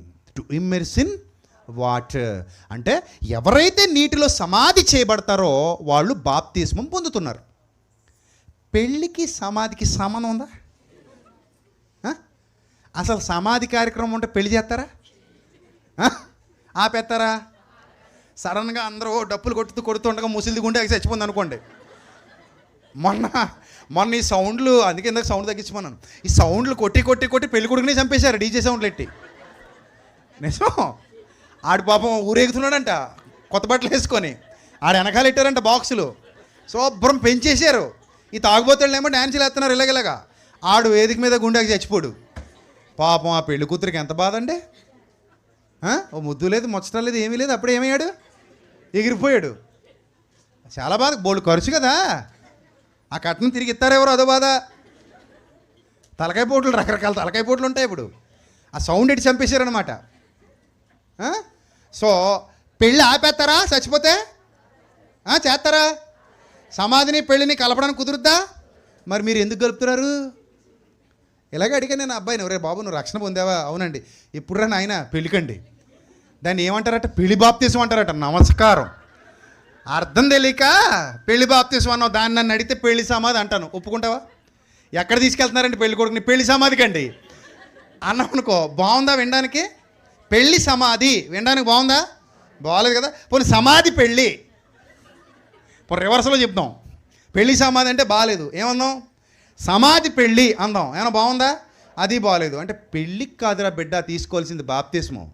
నా పెళ్ళి దేవుడు చేసేస్తాడని తెలిసాక తీసుకోవాలి బాప్తిస్మం. అర్థమైందా? ఈ లోకంలో జరిగే పెళ్ళికి కాదు బాప్తిస్మం. త్వరలో ఆయన నీకేం చేయబోతున్నాడు? వరుడు రాబోతున్నాడు. సంగమా, ఆయన వచ్చాడు అనుకో, అసలు పెళ్ళి అవుతుంది. అందుకే ఇదే అనుకూల సమయం, రక్షణ దినం కనుక వెంటనే మారు మనసు పొందిన వెంటనే నువ్వు ఎందులోకి వెళ్ళిపోవాలి? సమాధికి వెళ్ళాలి, బాప్తిస్మం పొందాలి. అలా రక్షణలోకి వచ్చి ఎవరు దుష్టత్వము నుండి విడుదల పొందుతున్నారో వాళ్ళు ఆశీర్వదింపబడిన వాళ్ళు. ఇప్పుడు ఒక పాయింట్ చెప్తాను, జాగ్రత్తగా వినండి. మీ దగ్గర డబ్బులు ఉన్నాయనుకోండి, బీదలు అవుతారా, ధనవంతులు అవుతారా? ధనవంతులు అవుతారు. డబ్బులు లేవనుకోండి, ఏమవుతారు? బీదలు అవుతారు. ధనవంతులైతే ఆశీర్వాదమా భూలోకపరంగా, బీదలైతే ఆశీర్వాదమా ఈ లోకపరంగా? కదా, ధనవంతులైతే ఆశీర్వాదం. బైబిల్లో ఆత్మీయ అర్థాన్ని తీసుకుంటే, ఆత్మీయ అర్థం తీసుకుంటే ఎవరిలో చీకటి ఎక్కువ ఉందో వాళ్ళు దరిద్రులు అన్నాడు బైబిల్లో. ఎవరిలో చీకటి ఎక్కువ ఉందో వాళ్ళు ఎవరన్నాడు? దరిద్రులు అన్నాడు. దరిద్రులు అంటే అర్థం ఏంటి? బేదోళ్ళు. ఎవరిలో వెలుగు ఎక్కువ ఉందో వాళ్ళు ఎవరు? ధనవంతులు. వెలుగు ఎక్కువ ఉన్న వాళ్ళు ఎవరు? ధనవంతులు. చీకటి ఎక్కువ ఉన్న వాళ్ళు ఎవరు? దరిద్రులు. దరిద్రులు, బేదలు. ఇప్పుడు చెప్పండి, మీలో ఎంతమంది ధనవంతులు ఉన్నారు? అదేంటి మాట్లాడరేటి?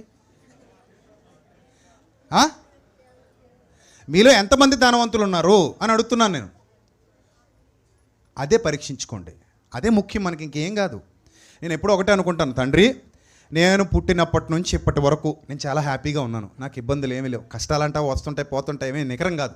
కానీ ఒక విషయంలో మాత్రం నేను చాలా ఆనందపడతాను. ఏ విషయం అంటే, ఎటో కొట్టుకుపోతున్న నన్ను, అసలు క్రిస్టియానిటీ అనేది తెలియని నన్ను ఎటో కొట్టుకుపోతున్నాను, పట్టుకున్నావు చూడు, అందుకు నేను సదాకాలం నీ పాదాలు మొక్కుతూనే ఉంటా, నీ పరిచర్య చేస్తూనే ఉంటా, నీ నీతి సువార్త ఎంతమంది ఎదురొచ్చినా ప్రకటిస్తూనే ఉంటా, చచ్చిపోయేంత వరకు క్రీస్తుని ఇక్కడ మొయ్యాలని నిర్ణయం తీసుకున్నాను.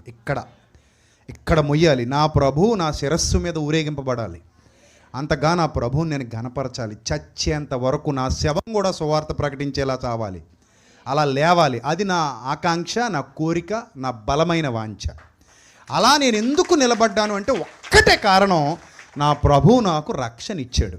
నేను ధనవంతుడిని అవడానికి ప్రయత్నిస్తూ నా పాత జీవితాన్ని సమాధి చేసి, నా గతకాలపు జీవితాన్ని సమాధి చేసి, కాలం గడుస్తున్న కొలది నేను ధనవంతుడిని అవుతూ వస్తున్నాను. దాని గురించి బైబిల్ గ్రంథం ఎంత చక్కగా చెప్పిందంటే, కొరింథీయులకు రాసిన 2వ పత్రిక 7వ అధ్యాయము 1వ వచనం చదవండి. కొరింథీయులకు రాసిన బాగా కంగారు పడకండి, ఏ పోటీ పెట్టలేదు మీకు. కొరింథీయులకు రాసిన 2వ పత్రిక 7వ అధ్యాయం 1వ వచనం. బైబిల్ ఉన్న వాళ్ళందరూ తీసేయండి, ఒకసారి చదువుదాం. అందరూ తీసేయాలి బైబిల్ ఉన్న వాళ్ళందరూ.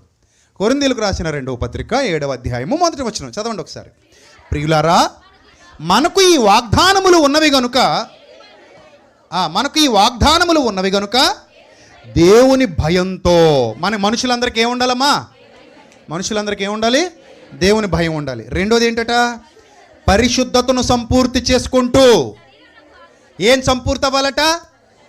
నా అకౌంట్లో బ్యాలెన్స్ పెరగాలి.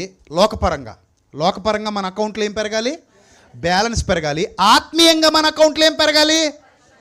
గట్టి చెప్పండి అమ్మా, మీకు చిరాకు వచ్చినా పర్లేదు, గట్టి చెప్పండి.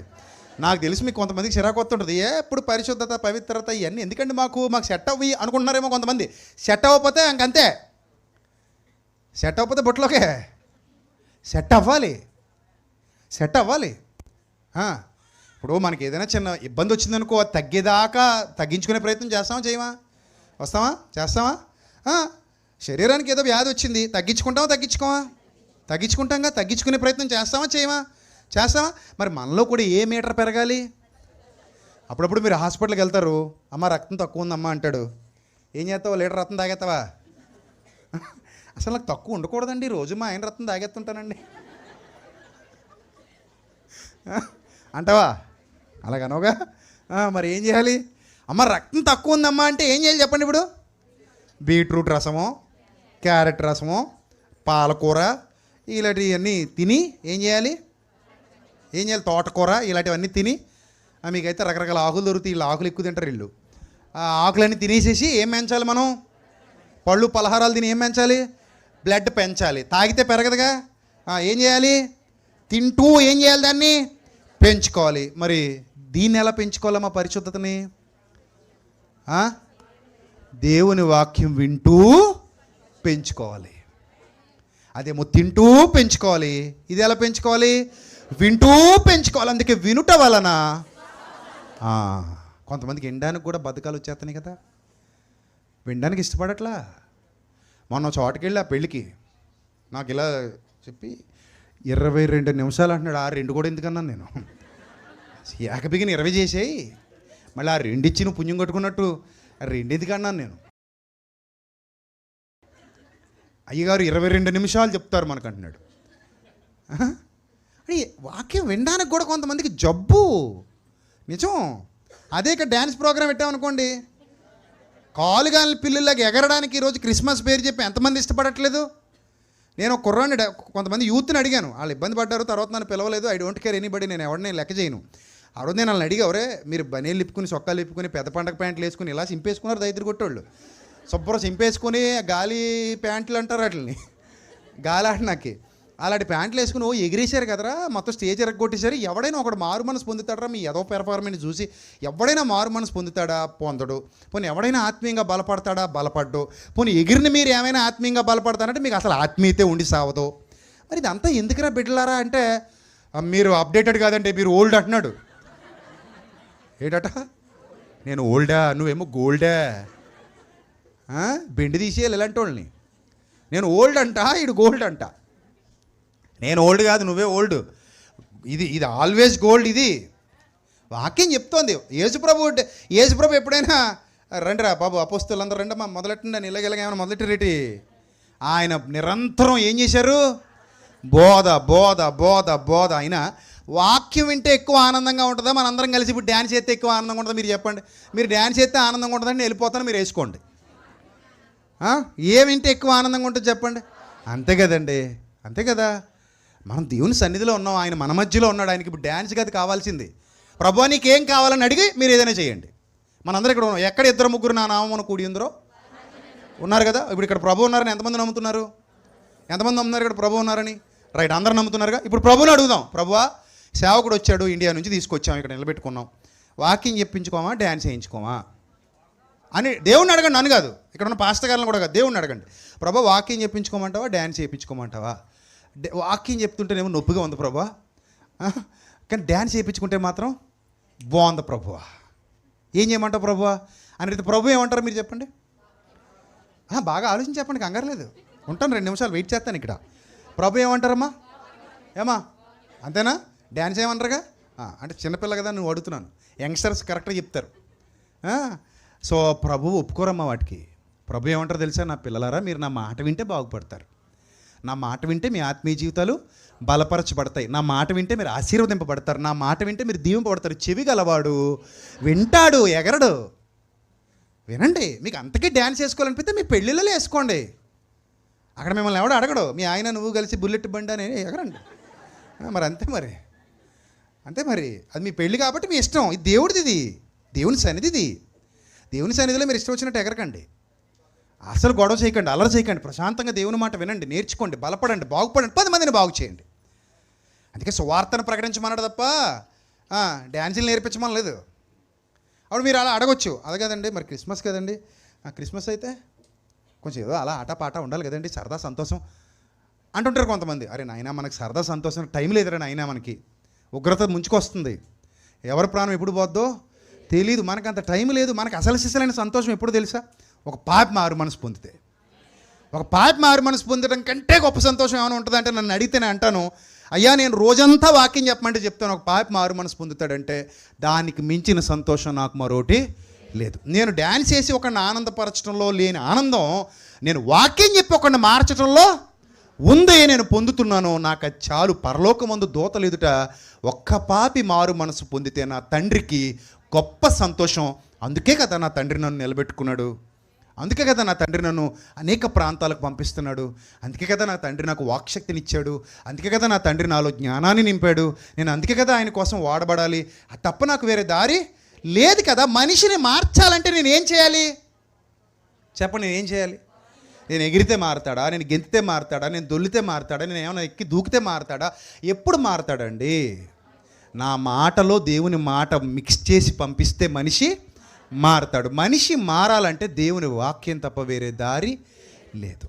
మన ఆనందాలు ఉంటాయి కాదని నేను అన్నాను. డ్యాన్స్ వేస్తే అందరికీ సంతోషంగా ఉంటుంది, నాకు కూడా ఉంటుంది, నాకు డ్యాన్స్ అంటే ఇష్టమే. కానీ నేను వేస్తే మీరు మారరు. ఇప్పుడు అంత ఖర్చు పెట్టినాను ఇక్కడ తీసుకొచ్చి ఇక్కడ డ్యాన్స్ చేయడానికా? ప్రసాద్ బాబు నేను ఆ పక్కన అతను ఈ పక్కన అతను ఎన్టీ రామారావులకి ఎగిరీసాం అనుకోండి, బెల్ల ప్యాంట్లు వేసుకుని ఏమయ్యా మారతారు లేవనా? ఆయన కూడా వేయగలడు డ్యాన్స్, ఎరగదీసేస్తాడు వదిలేస్తే. స్టేజ్ ఇరిగిపోద్ది దెబ్బకి. కానీ ఏం ఉపయోగం అంటున్నాను, మీరు సంతోషపడతారంత. అబ్బా మా ప్రసాద్ బాబు గారు అచ్చు ఎన్టీ రామారావుగా ఉన్నాడండి, కొంచెం రంగు తక్కువ అంతే, భలే వేయడండి డ్యాన్స్ అనుకుంటారు. కానీ ఎవరు మారు మనసు పొందరు. అందుకే ఆయన అన్నాడు వాక్యం ఎక్కువ చెప్పండి బాబు అన్నాడు. అదే ఆయన గొప్పతనం. నన్ను ఇందాక వచ్చిన రోజునే అడిగేశాడు కారులో నా పక్కన కూర్చుని ఎయిర్పోర్ట్లో తీసుకొచ్చేటప్పుడు చెప్పేశాడు, ఏమండి బాబు మా సంఘానికి వాక్యం ఎక్కువసేపు చెప్పండి అన్నాడు. అప్పుడైతే నాకు ముందు ఇచ్చే మైక్ అన్నాను. ఎక్కువసేపు చెప్పండి అంటే నువ్వు నాకు ఏం చేయాలి, ముందుగా మైక్ ఇచ్చేసి అప్పుడు ఎక్కువసేపు చెప్పండి అంటే నన్ను దేవుడు ఎంతసేపు నడిపిస్తే అంతసేపు మాట్లాడతాను. అందుకని మీరు దగ్గరకు వచ్చిన తర్వాత ఏదో ఇంత ఒత్తుండి టపకాయ వెలిగించినట్టు వెలిగించుకో, కొంచెం పొడుగ్గా ఒత్తు పెడితే టపకాయ బాగా ఎక్కువ టైం పేలుతుంది, కంగారు లేకుండా పేలుతుంది అని చెప్పాను అనమాట. సో మనం పరిశుద్ధత అనే ఆస్తి పెంచుకుంటే మనకు డోకా లేదు. అది ఒక్క రోజులో పెరుగుద్దా ఏమా? ఒక్క రోజులో పెరుగుద్దా? పెరగదమ్మా, టైం పడుద్దా. రక్తం ఇప్పుడు లేదని చెప్పారు డాక్టర్ గారు, ఇలా టైం చూసుకుని 2 నిమిషాలండి పెంచుకుని వచ్చేస్తాం, మళ్ళీ టెస్ట్ చేద్దరిగాని అంటావా? ఎంతసేపు? 2 నిమిషాలు. బయటికి వెళ్ళి ఏం చేస్తా, పెంచుకుని మళ్ళీ వచ్చేస్తా. అప్పుడు మీరు మళ్ళీ ఏం చేయండి, టెస్ట్ చేయండి, రిపోర్ట్ ఏమొస్తుంది? రక్తం పెరిగిపోయిందని వస్తుందా? రాదమ్మా, రాదు, టైం పడుతుంది. నీకు రక్తం తక్కువ ఉందని డాక్టర్ గారు చెప్పిన తర్వాత ఇంటికి వెళ్ళి పని మొదలెడతావు. తిండి ఎలాగా జాగ్రత్త ఎలా తీసుకోవాలి, ఐరన్ ట్యాబ్లెట్లు ఇస్తారు అవి ఎలా వాడాలి, ఫుడ్ ద్వారా ఎలా హిమోగ్లోబిన్ పెంచుకోవాలి, అవన్నీ ఇంటికి వెళ్ళి ప్రాక్టీస్ చేసిన తర్వాత ఒక వారానికో 10 రోజులకో, కొంతమందికి అయితే నెల రోజులకో మెల్లిమెల్లిగా వాళ్ళు తీసుకునే ఆహారాన్ని బట్టి బ్లడ్ ఏమవుతుంది, ఇంప్రూవ్ అవుతుంది. రైట్? మరి దేవుని వాక్యం కూడా ఎలా ఇంప్రూవ్ అవుద్దో పౌలు భక్తుడు చెప్తున్నాడు. చదవండి ప్రియులారా, మనకు ఈ వాగ్దానములు ఉన్నవి గనుక దేవుని భయముతో పరిశుద్ధతను ఏం చేసుకోవాలటమ్మా? ఏం చేసుకోవాలి? సంపూర్తి చేసుకోవాలి. ఆ స్కేల్ పెరగాలి, ఆ మీటర్ పెరగాలి. పరిశుద్ధత అనే మీటర్ వాక్యం వినే కొలది ఏమవుతుంది, పెరుగుతుంది. పెంచుకొనొచ్చు శరీరానికి ఆత్మకు కలిగిన సమస్త కలశము నుండి. ఇది ఒక పెద్ద ప్రాక్టీస్ అమ్మా. ఇది నాకు డిగ్రీ సర్టిఫికేట్ రావాలంటే 15 సంవత్సరాలు చదవాలి. 1వ తరగతి మొదలెట్టి ఎన్ని సంవత్సరాలు చదవాలి? 15 సంవత్సరాలు చదివితే తప్ప ఏం రాదమ్మా. మరి మనకు కూడా ప్రభు దగ్గర సర్టిఫికేట్ రావాలంటే ఎన్ని రోజులు చదవాలి? టైం పడుతుందమ్మా, అంత ఈజీ కాదు. నేనైనా మీరైనా ప్రాక్టీస్ మొదలు పెడితేనే కొంచెం ఏమవుతాం, డెవలప్ అవుతాం. ఒక్క రోజులో ఎవడు డెవలప్ అవడు. అందుకే ఎవరిని ఇబ్బంది పెట్టొద్దు అంటాను నేను. వాక్యం నేర్చుకునేప్పుడు రండి, కూర్చోండి, నేర్చుకోండి. మెల్లిమెల్లిగా వాళ్ళే మారుతారు. ముందు వాక్యానికి వచ్చి నేర్చుకోవడం మొదలు పెడితే వాళ్ళ జీవితంలో ఒకటి సంపాదించుకుంటున్న కొలది, దినాలు గడుస్తున్న కొలది వాళ్ళ ఆత్మీయ స్థితిలో ఏమవుతూ ఉంటారు, ఎదుగుతూ ఉంటారు. అలా పెంచాలి మనం. పిల్లలు పుడతారు, ఎంత పుడతారు? అదే ఎంత పుడతారు అంటున్నాను, ఇంత. ఇంతేనా? ఇప్పుడు ఎంత అయ్యారు మీరు? ఇంత. అప్పుడు ఇంతోడు ఇంత అయ్యాడంటే ఎన్ని రోజులకి అయ్యాడు? సంవత్సరాలు పట్టేసింది. ఎన్ని కోళ్ళు, ఎన్ని మేకలు, ఎన్ని నీళ్ళు, ఎన్ని బియ్యం బత్తాలు, ఎన్ని కుబూసులు, ఎన్ని పలాపెళ్ళు, ఎన్ని, అదేదో బిర్యానీ పేరు చెప్తారండి, ఇక్కడ గుర్తులేదు నాకు, ఏడది మచ్చిబూసులు, ఎచ్చిబూసు ఏదో ఉంటుంది. ఇవన్నీ తినేసేసి ఎంత అయ్యాం ఇప్పుడు చెప్పండి? KFCలు అన్ని తింటే ఎలాగయ్యాం ఇప్పుడు? ఇలా అయ్యాం కదా. కానీ పుట్టినవాడు ఎంత ఉన్నాం అంటే వాక్యం వినే కొలది మనుషులు ఏమొస్తుంది, మార్పు వస్తుంది. ఒక్కరోజు వాక్యం సరిపోదు. అందుకే చెప్తున్నా, ఒక్కరోజు వాక్యం సరిపోదు. వినగా వినుట వలన విశ్వాసము కలుగును, వినుట క్రీస్తును గూర్చిన మాట వలన కలుగును. కాబట్టి నిజమైన ఆశీర్వాదం ఎక్కడ దొరుకుతుంది అంటే దేవుని వాక్యంలో దొరుకుతుంది. మీరు ఎంతగా వాక్యం వింటే అంత బలాన్ని పొందుకుంటారు. మీకు మాట చెప్పనా, మరియమ్మ చిన్నప్పటి నుంచి కూడా భక్తురాలు. ఆమె కన్యగా ఉన్నప్పుడు అంత పెద్ద నిర్ణయం తీసేసుకుందంటే అది సామాన్యమైన సంగతి కాదు. మీకు ఇక్కడ విషయం చెప్తాను చూడండి. ఇజ్రాయెల్ కల్చర్లో ప్రతి దేశానికి ఒక కల్చర్ ఉంటుంది. ప్రతి దేశానికి కొన్ని కట్టుబాట్లు ఉంటాయి. ప్రతి ప్రాంతానికి కొన్ని రకాల లెక్కలు ఉంటాయి. ఆ లెక్కల ప్రకారంగా నాకు కొంచెం వాటర్ కావాలి.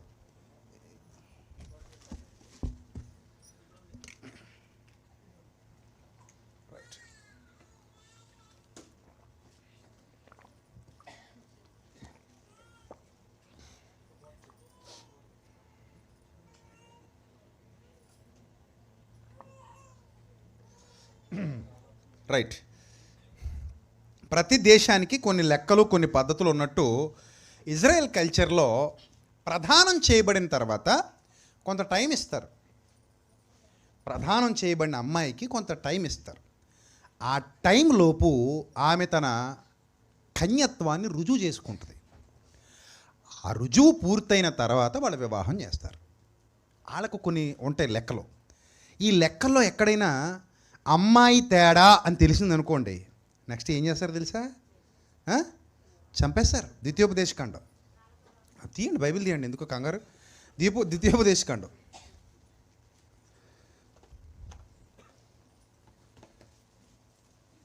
22వ అధ్యాయం 23వ వచనం. ద్వితీయోపదేశకాండం అందరూ తీసారా? 22వ అధ్యాయం 23వ వచనం. కన్యకైన చిన్నది మరియమ్మకి ఏమైందమ్మా? ప్రధానం కంప్లీట్ కదా, ప్రధానం అయిపోయింది. కన్యకైన చిన్నది ప్రధానము చేయబడిన తర్వాత ఒకడు ఊరిలో ఆమెను కలుసుకొని ఆమెతో శయనించిన ఎడలా,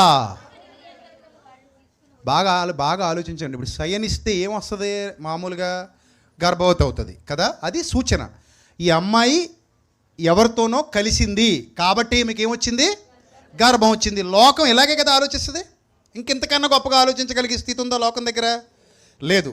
లోకం ఇలాగే ఆలోచిస్తుంది. సరే, ఇక్కడ ఏం జరిగిందట? ఆమెతో శయనించిన ఎడలా ఆ ఊరి గవిని యొద్దకు వారిద్దరిని తీసుకొచ్చి, ఆ చిన్నది ఊరిలో కేకలు వేయలేనందుకు, ఫస్ట్ అంటే రేప్ జరిగింది. రేప్ జరుగుతుంటే ఆమె ఏం చేయాలి? ఇష్టం లేని ప్రతి స్త్రీ కేకలేస్తుంది. సరే, కేకలేయాలి. కేకలేయలేదు. నెక్స్ట్, ఆమెను తన పొరుగువాని భార్యను అవమానం, అంటే అప్పటికే ప్రధానం అయిపోయింది అంటే వేరే వాని భార్య లెక్కల్లోకి వస్తుంది. మనకి నిశ్చితార్థం అంటాం కదా, వాళ్ళ ప్రధానం అంటారు. సో మన లెక్కలు వేరు, వాళ్ళ లెక్కలు వేరు. సో ప్రధానం అయితేనే ఇంక వాళ్ళ భార్య అయిపోయినట్టు లెక్క. కాకపోతే ఇంటికి తీసుకెళ్ళడానికి కొంత టైం ఉంటుంది వాళ్ళ మధ్యలో. ఆ ప్రధానం అయిపోయిన తర్వాత కేకలేయలేదంట. పొరుగువాని భార్యను అవమానపరిచినందున ఆ మనుష్యుని రాళ్లతో చావగొట్టవలెను, అట్లు ఆ చెడుతనమును మీలో నుండి పరిహరించుదురు. అర్థమైందా? అలాగే 25వ వచనం. ఒకడు ప్రధానము చేయబడిన చిన్నదానిని పొలములో కలుసుకున్నప్పుడు ఆ మనుష్యుడు ఆమెను బలిమిని పట్టి ఆమెతో శయనించినడలా, ఆమెతో శయనించిన మనుష్యుడు మాత్రమే చావాలి, ఆ చిన్నదాన్ని ఏమీ చేయకూడదు. ఎందుకంటే ఆ చిన్నదాని యందు మరణపాత్రమైన పాపము లేదు. అంటే ఆమె కేకలేసింది. ఆ టైంలో ఎవడు రాలేదు, ఆమెకు రక్షకుడు లేడట. కింద రాస్తాడు ఆ విషయాన్ని 27వ వచనంలో. అతడు ఆమెను పొలములో కలుసుకొనగా ప్రధానము చేయబడిన ఆ చిన్నది కేకలు వేసినను ఆమెకు రక్షకుడు లేకపోయిను. ఒకడు ప్రధానము చేయబడని కన్య కంటే ఇవన్నీ రూల్స్, ధర్మశాస్త్రంలో ఉన్న రూల్స్. ఇప్పుడు పాయింట్కి వస్తుందని జాగ్రత్తగా వినండి. మరియకు యోసేపుతో ఏం జరిగింది? ప్రధానం అయిపోయింది. ఇప్పుడు ఆమె పరీక్షింపబడుతోంది. ఆమె కన్యగా వివాహ వేదిక మీదకు వెళ్ళి వారిరువురు ఏకమవ్వాలి, అంటే ఆయనతో సంసారం చేయాలి. ఈలోగా ఆమె దగ్గరకు దూతొచ్చింది. ఇప్పుడు అసలు ఎంత క్రిటికల్ పొజిషన్ అంటే అది. నువ్వు గర్భవతి అవుతావమ్మా. నువ్వేమవుతావు? గర్భవతి అమ్మా. సర్వోన్నతుడైన దేవుని కుమారుడు నీ గర్భం గుండా రాబోతున్నాడమ్మా. అంత ఈజీ అండి ఒప్పేసుకోవటం? ఇప్పుడు ఎంత డౌటో తెలిసి. ఇప్పుడు నేను గర్భవతిని అయితే నన్ను ఏం చేస్తారు? రాళ్ళతో కొట్టి చంపేస్తారు. రుజువు ఎలా చేసుకోగలదు? ఒక అమ్మాయి గర్భవతి అనగానే జనం లోక దృష్టితో ఆలోచిస్తే ఏమంటారు చెప్పండి? ఏమంటారు? ప్రధానం చేయబడ్డాక కూడా వేరే ఎవరితోనూ ఈమె సంబంధం పెట్టుకుంది కాబట్టి ఈమెను ఏం చేయాలి? రాళ్లతో కొట్టి చంపాలి. రాళ్లతో కొట్టి చంపాలి. కానీ దేవదూత ప్రత్యక్షమైంది. దేవదూత ప్రత్యక్షమై అంటుంది, అమ్మా నీవు సర్వోన్నతుని కుమారుని కనబోతున్నావు, నువ్వు దేవుని వలన దయ పొందిన దానవు, కాబట్టి గుడ్ న్యూస్ అమ్మా నీకు, ఇదిగో నీకు శుభవార్త అంటున్నాడు. నీకు గుడ్ న్యూస్ అమ్మా, నీకు హ్యాపీగా నువ్వు ఒక బిడ్డకి జన్మనిస్తావమ్మా, దయాప్రాప్తురాలా నీకు శుభము. చదవండి అన్నమాట. దయాప్రాప్తురాలా నీకు శుభము, ప్రభువు నీకు తోడై ఉన్నాడని చెప్పాను. ఆమె ఆ మాటకు బహుగా తొందరపడి శుభవచనం ఏమిటో అని ఆలోచించుకొని చూడగా దూత అంటుందట, మరియా భయపడకో, దేవుని వల్ల నువ్వు కృప పొందావు, నువ్వు గర్భం ధరించి కుమారుని కానీ ఆయనకి యేసని పేరు పెడతావు, ఆయన గొప్పవాడై సర్వోన్నతుని కుమారుడు అనబడతాడు, ప్రభు అయిన దేవుడు ఆయన తండ్రి సింహాసనమును దావీదు సింహాసనమును ఆయనకి ఇచ్చును అని అన్నీ చెప్తున్నప్పుడు ఆమె అంటుంది 34వ వచనం, అందుకు మరియ నేను పురుషుని ఎరుగని దాననే ఇది ఎలాగు జరుగును అని దూతతో అనగా. ఇక్కడ పాయింట్ మీరు జాగ్రత్తగా ఆలోచించండి. ఆమె పురుషుని ఎరగదు, దేవుని పరిశుద్ధాత్మ వలనే ఆమె గర్భవతి అవుతుంది. కానీ బయట జనాలు ఏమనుకుంటారు? ఇప్పటికీ సోషల్ మీడియాలో మన ఆంధ్రాలో తెలంగాణలో విచ్చలవిడిగా పెరిగిపోయిన మతోన్మాదంతో కామెంట్స్ చేస్తున్నారు.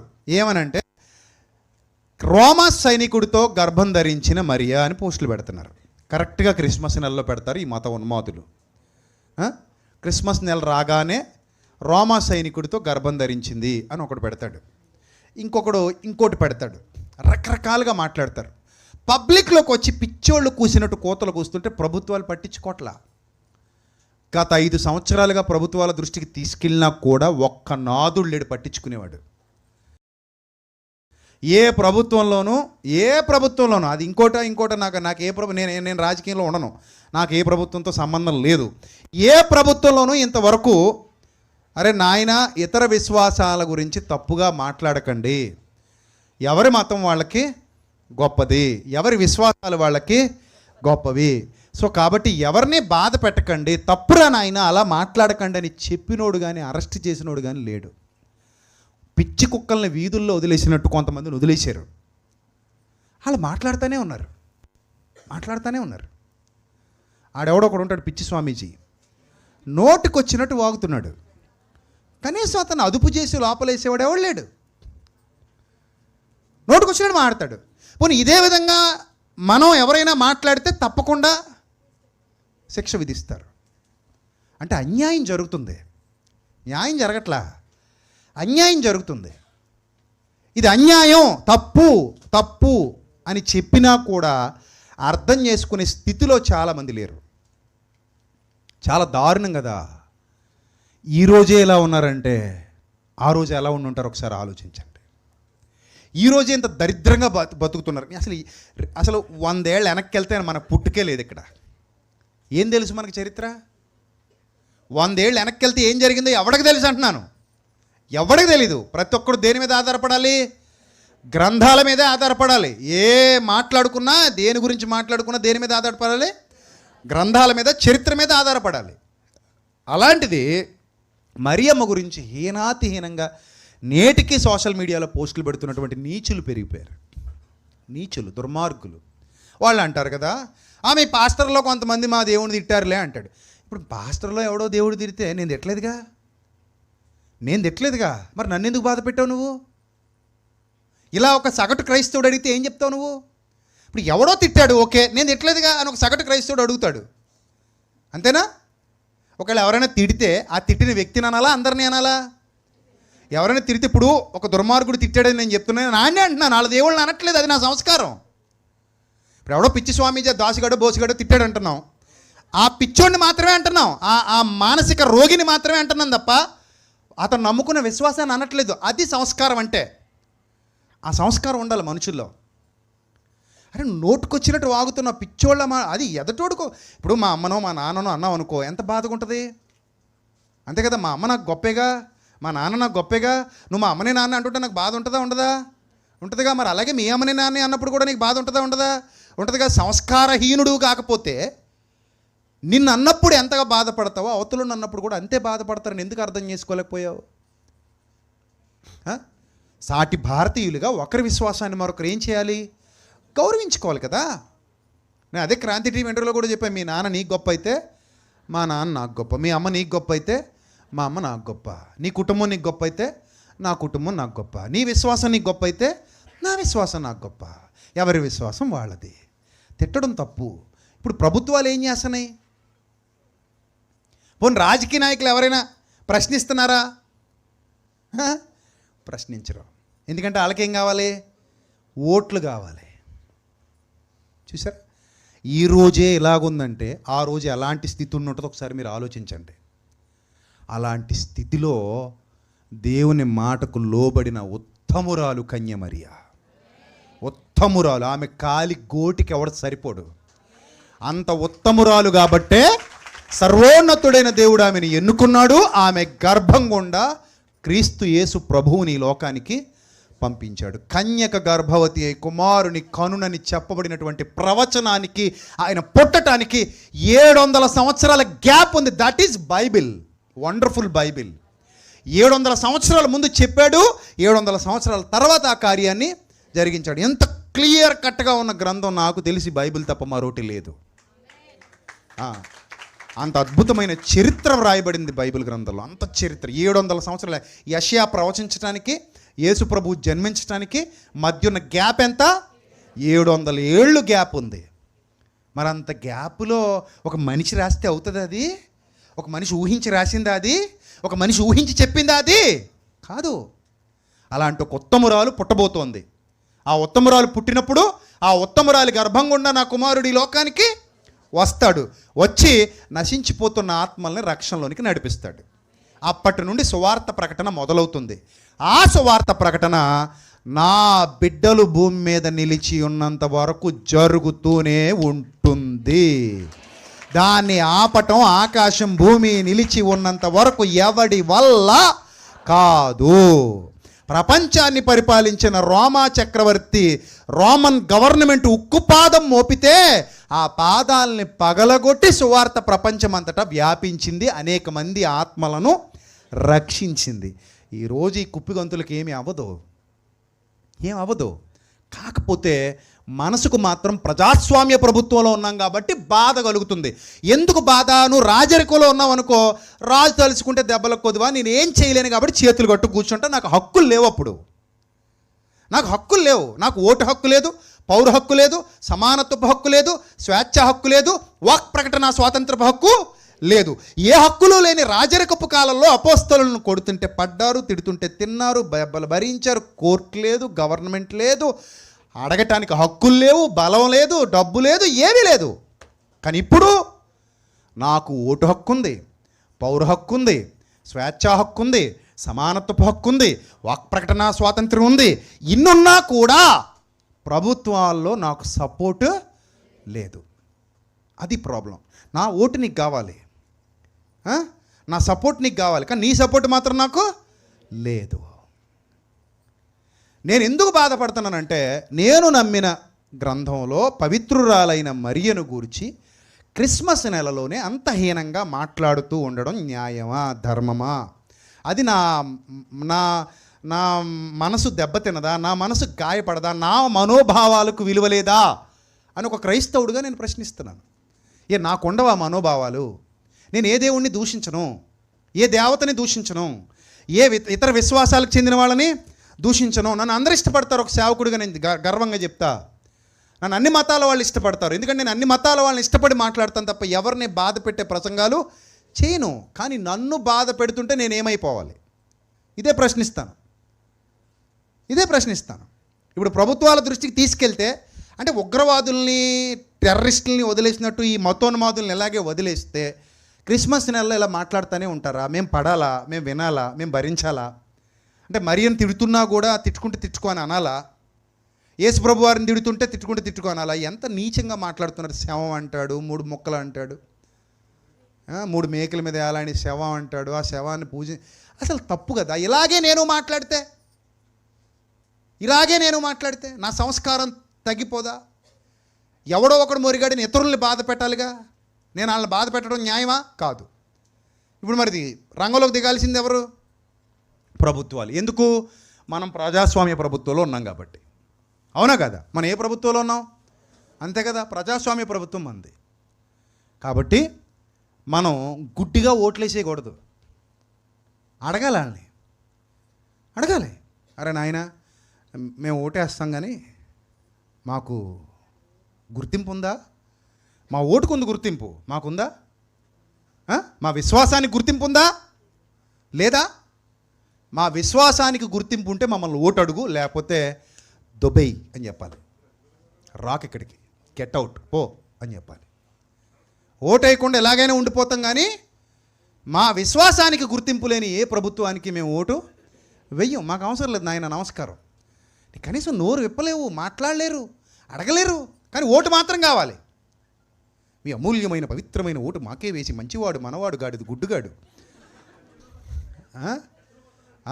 అని మరి చర్చిలోకి వచ్చి కూడా ఓట్లు అడుగుతారు కదా, చర్చిలోకి వచ్చి కూడా అడుగుతారు. మన వాళ్ళు ప్రసంగాలు ఆపి మరి ఇచ్చేస్తుంటారు వాళ్ళకి. నేనేమన్నా అలాగా ప్రసంగం అయిదా కూర్చో అంటాను. ప్రసంగం అయిదా ముందు దేవుడు, తర్వాతే నువ్వు, ముందు ప్రసంగం అయిదా కూర్చో అంటాం. సో అలాంటి దుర్మార్గపు పరిస్థితి సాతాను కల్పిస్తున్నాడు. ఏదేమైనా వాళ్ళు ఎంత మాట్లాడుకున్నా ఈ సువార్త ప్రకటన అనే గొప్ప అవకాశం మన చేతిలో ఉన్నంత వరకు ఈ గొంతు వినబడుతూనే ఉంటుంది. ఆయన కీర్తి ప్రతిష్టలను గూర్చి మారు మోగుతూనే జరుగుతూ ఉంటుంది. ఈ సత్య సువార్త ప్రకటన ప్రతి పల్లెకు ప్రతి ప్రాంతానికి వెళుతూనే ఉంటుంది, అది వెళ్ళాలి కూడా. సో మీరు బాగా ఆలోచించండి. రాత్రి మనం ప్రభువును గణపరచాలి అంటే అది మన జీవితాల ద్వారా గణపరచాలి. మనం ప్రభువును మహిమపరచాలి అంటే మన జీవితాల ద్వారా మహిమపరచాలి. ఒక మరియ తీసుకున్న సాహసోపేతమైన నిర్ణయం ఎంత గొప్పదంటే తన ప్రాణాలకు ముప్పుందని తెలిసినా కూడా దేవుని మాటకు విధేయత చూపించింది. గొప్పదా కదా? ప్రాణాలకు ముప్పుందని తెలిసిన. ఒకరోజు విజయవాడలో వాక్యం ప్రకటించడానికి వెళ్ళాను. పెద్ద సభ జరుగుతోంది విజయవాడ పరిసరాల్లో, క్రిస్మస్ టైంలోనే. 2 సంవత్సరాలు 3 సంవత్సరాలు అవుతుంది. యూట్యూబ్లో ఉంది ఆల్రెడీ, ఆ ప్రసంగం కూడా యూట్యూబ్లో ఉంది. ఆ రోజు కింద నుంచి ఒక 4 పెళ్ళికైన అమ్మాయిని వేదిక మీదకి రమ్మన్నాను. ఒక 4 అమ్మాయిలు వచ్చారు వేదిక మీదకి, యంగ్స్టర్స్ వచ్చారు. వాళ్ళ 4 అడిగా, అమ్మ మీ 4 పెళ్లి చేసుకునే ఉద్దేశం ఉందా అని అడిగాను. సిగ్గుపడుతూ బొట్టనలు గీసేసి ఉందన్నారు. పెళ్లి చేసుకుంటారా అమ్మ అంటే చేసుకుంటామని అన్నారు. అంటే ఇప్పుడు కాదండి తర్వాత చేసుకుంటా. అదే అమ్మ తర్వాత ఇంకో సంవత్సరం తర్వాత 10 సంవత్సరాల తర్వాత మొత్తం మీద అయితే చేసుకుంటారు కదమ్మా అని అడిగా. చేసుకుంటామండి అన్నయ్య, మేము పెళ్లి చేసుకోవడానికి మేము రెడీగానే ఉన్నాం అంటే. పెళ్లి చేసుకోలేని వాళ్ళు, చేసుకోవడం ఇష్టం లేని వాళ్ళు వెళ్ళిపోండి అమ్మా, చేసుకుందాం అనుకున్న వాళ్ళే ఉండండి ఇక్కడ అంటే అందరూ ఉన్నారు, ఎవరో దిగలేదు అని అందరికీ పెళ్లి చేసుకునే ఉద్దేశం. ఇప్పుడు క్వశ్చన్ అడిగా, అందరూ దేవుణ్ణి నమ్ముతున్నారా అమ్మా అన్నాను. నమ్ముతున్నారు. అందరూ విశ్వాసులేనా అమ్మా? విశ్వాసులు అండి. బలమైన విశ్వాసులా? చాలా బలమైన విశ్వాసులు అండి అన్నారు. ఇప్పుడు ప్రభుదూత ప్రత్యక్షమై, దయాప్రాప్తురాలా, విజయవాడలో ఉన్న బిడ్డ నీకు శుభము అని చెప్పి, నీ కడుపున ఒక బిడ్డ పుట్టబోతున్నాడు, నువ్వు ఈ రాత్రి గర్భవతి అవుతావు అంటే ఒప్పుకుంటారా అని అడిగాను. ఒప్పుకోలేవండి. ఏ అమ్మ ఎందుకు ఒప్పుకోలేరంటే, కష్టం అండి. ఏ అమ్మ ఎందుకు కష్టం అంటే, చాలా చీప్గా చూస్తారండి. అంటే మీ నాన్న నమ్ముతాడమ్మా? నమ్మరండి. అమ్మ నమ్ముద్దమ్మా? నమ్మదండి. నీకు ఎవరైనా ఒక అబ్బాయితో మ్యాచ్ ఫిక్స్ అయితే ఆ అబ్బాయికి ఫోన్ చేసి రాత్రి దూత ప్రత్యక్షమైంది, గబ్రియేలంట, మికాయేలంట, లేకపోతే ఇంకొకరంట, నా కడుపులో బిడ్డ ఉన్నాడని చెప్పింది బావా అన్నావు అనుకో, ఫోన్ స్విచ్ ఆఫ్ చేసేస్తాడు. ఇంకా బావ మళ్ళీ ఆన్ చేయడు ఫోను. మరి ఆయన అదే చేశాడు కదా. యోసేపు గారు ఏం చేశాడు? ఫోన్ స్విచ్ ఆఫ్ చేశాడు.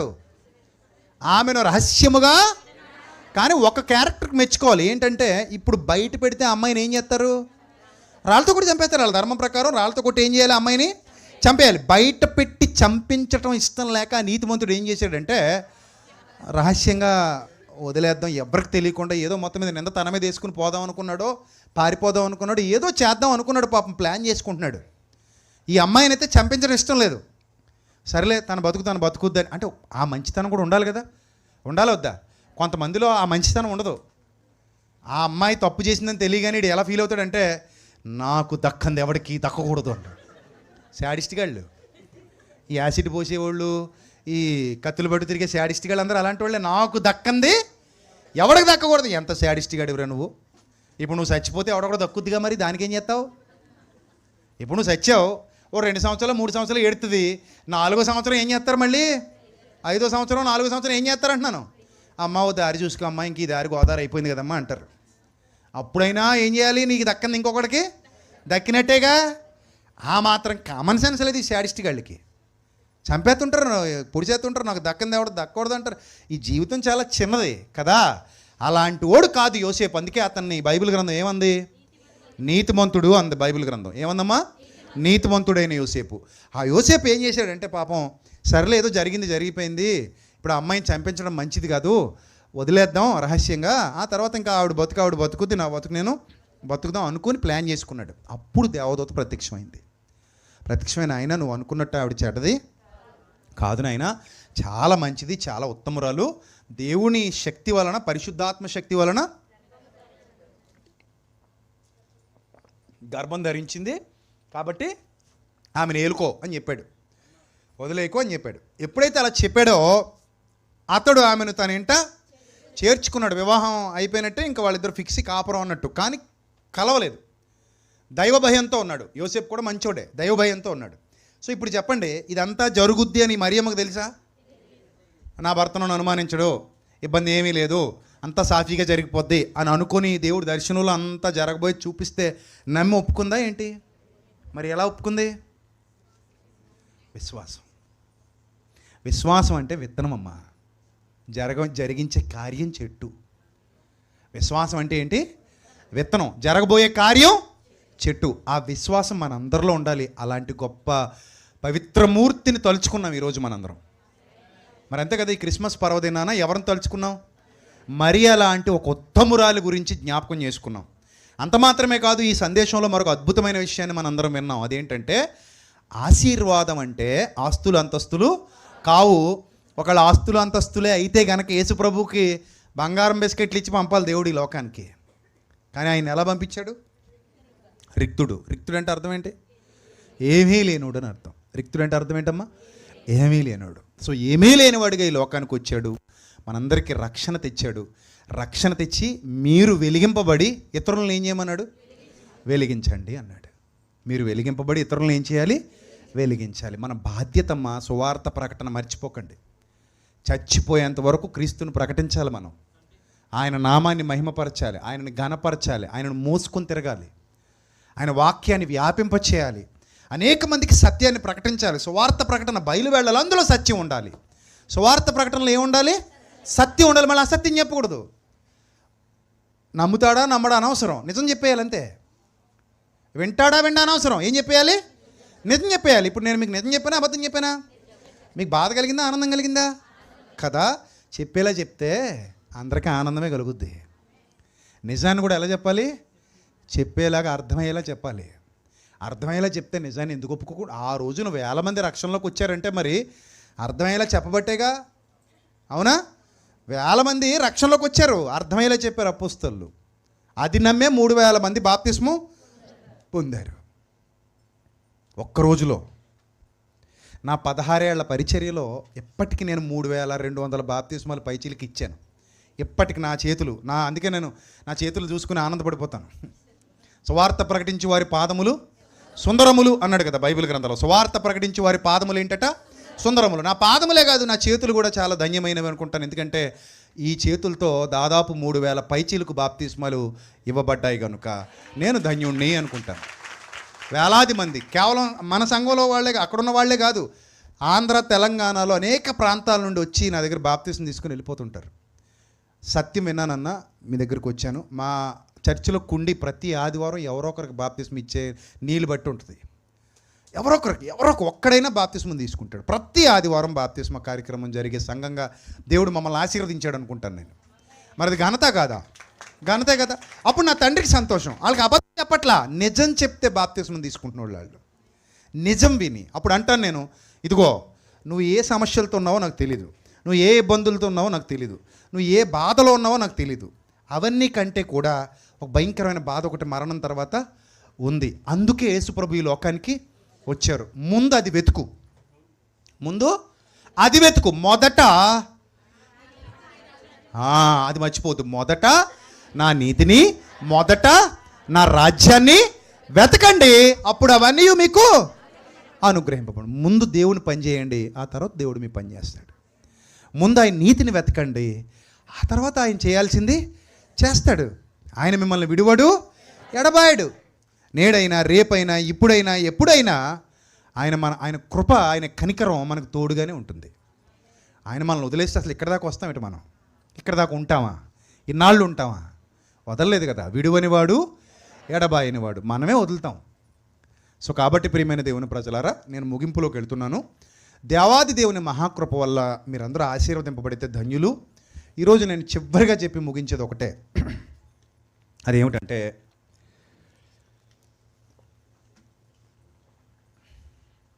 మీలో పరిశుద్ధత స్థాయి పెరగకపోతే సాతాను మిమ్మల్ని పడగొట్టేస్తాడు. ఏమా? పరిశుద్ధత స్థాయి పెరగకపోతే సాతాను మిమ్మల్ని ఏం చేస్తాడు? పడగొట్టేస్తాడు.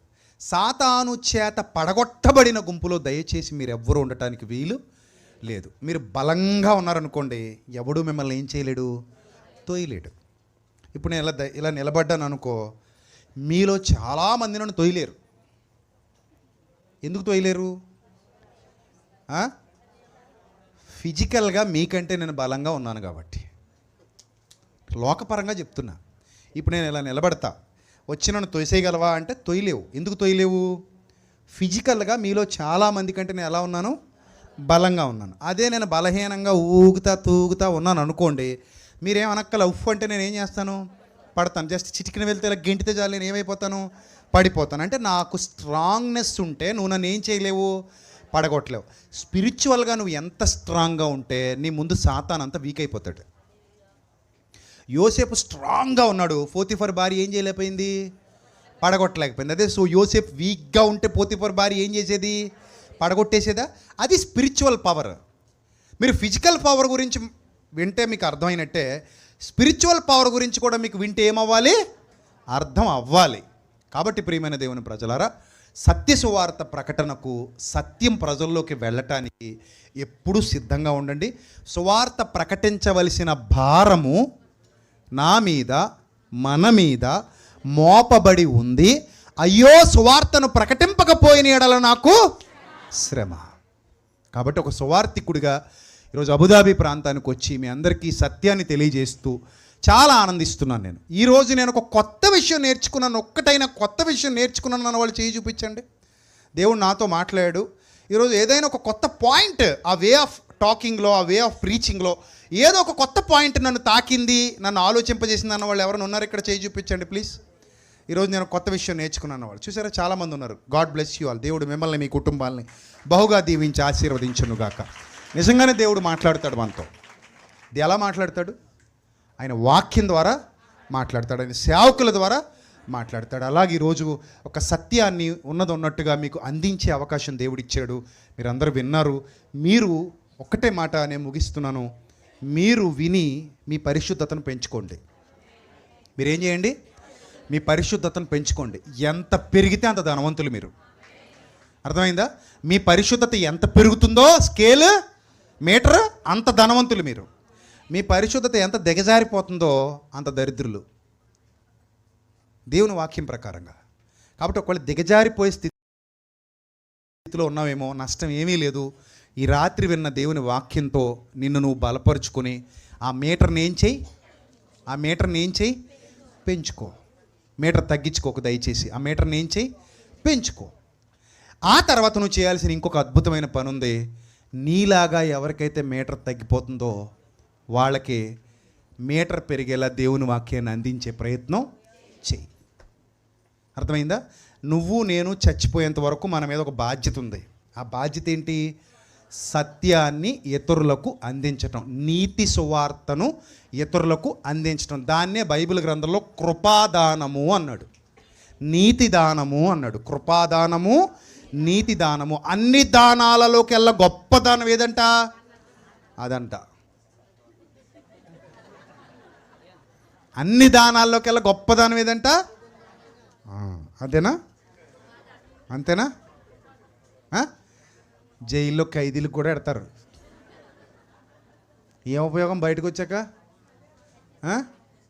ఏమైనా ఉపయోగం ఉందా? కాదు. కాబట్టి ఒక మనిషి మారటేనే గొప్ప దానం అది. ఒక మనిషి జీవితంలో ఏమి నింపాలి?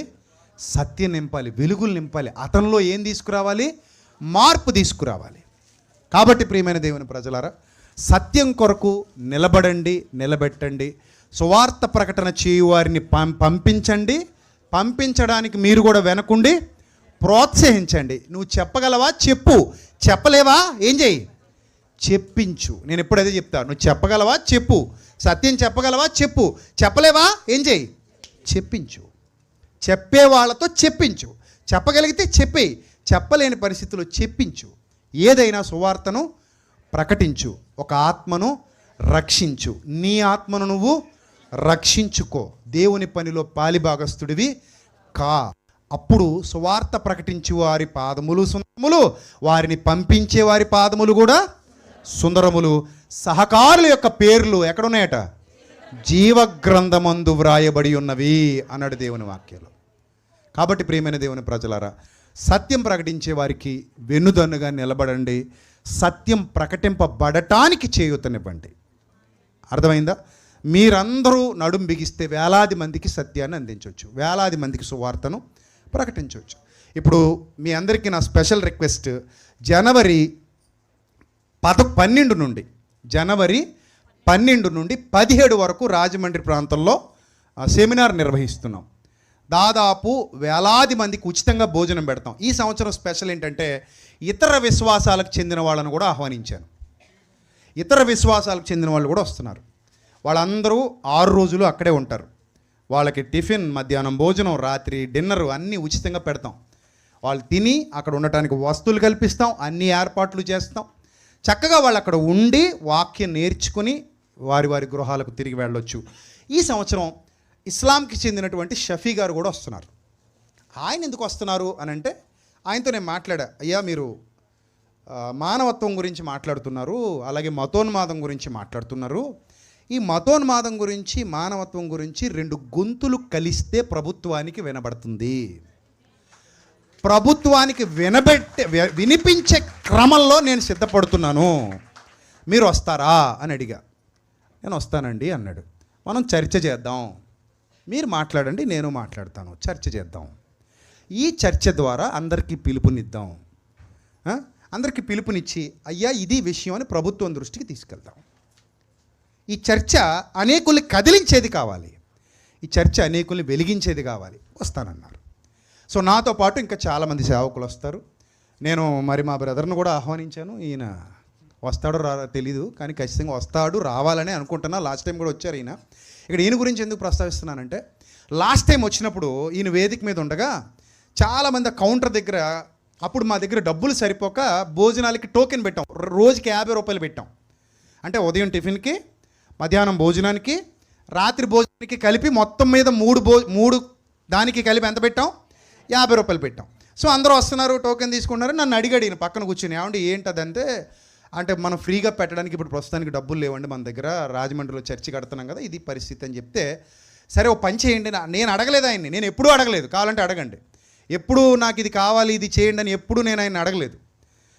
నేను అడగకపోయినా ఆ రోజు వేదిక మీద కూర్చొని అన్నాడు, వాళ్ళు ఎవరైతే టికెట్లు తీసుకుంటున్నారో వాళ్ళకి చెప్పండి, ఒకవేళ వాళ్ళ దగ్గర డబ్బు లేకపోతే, అంటే 50 రూపాయలు 100 రూపాయలు కూడా లేకపోతే, 100 50 నాకు గుర్తులేదు, అప్పుడు 100 అంటే రోజుకి ఏదో పెట్టాం, 50 100 పెట్టాం రోజుకి.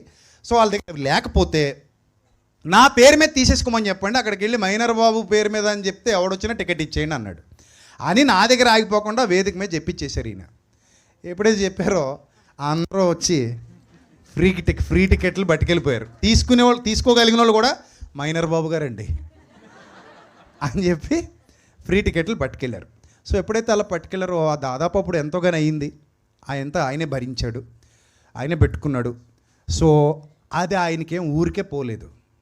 అప్పుడు ఒకరోజు నాకు ఫోన్ చేసి, బ్రదర్ ఇలాగా పాపకి బాగాలేదు, ఆపరేషన్కి వెళ్తున్నాం, ప్రార్థన చేయండి. నేను ఒకటే మాట అన్నాను, దేవుడు వదలడు కదండి, మీరు దేవుని పని చేస్తున్నారు కదా, మీరు ఏం భయపడకండి, అంతా మంచి జరుగుద్ది. సో అంతా మంచి జరిగింది. సో ఒకటి, మనం ఆయన పక్షాన నిలబడినప్పుడు ఆయన మనల్ని విడువడు, ఎడబాయడు. సో కాబట్టి మీలో ఎవరికైనా ఒక మంచి మనసు ఉంటే, అలాంటి మంచి మనసు తప్పకుండా, బలవంతం ఏమీ లేదు, ఒకవేళ సహకరిస్తామండి. ఇదే అబుదాబి నుండి ఒక కుటుంబం ఉంది, మరి వాళ్ళు వచ్చారు లేదు నాకు తెలీదు. ప్రతి ఏటా వాళ్ళు బియ్యం బస్తాలు పంపిస్తారు, ప్రతి ఏటా పంపిస్తారు.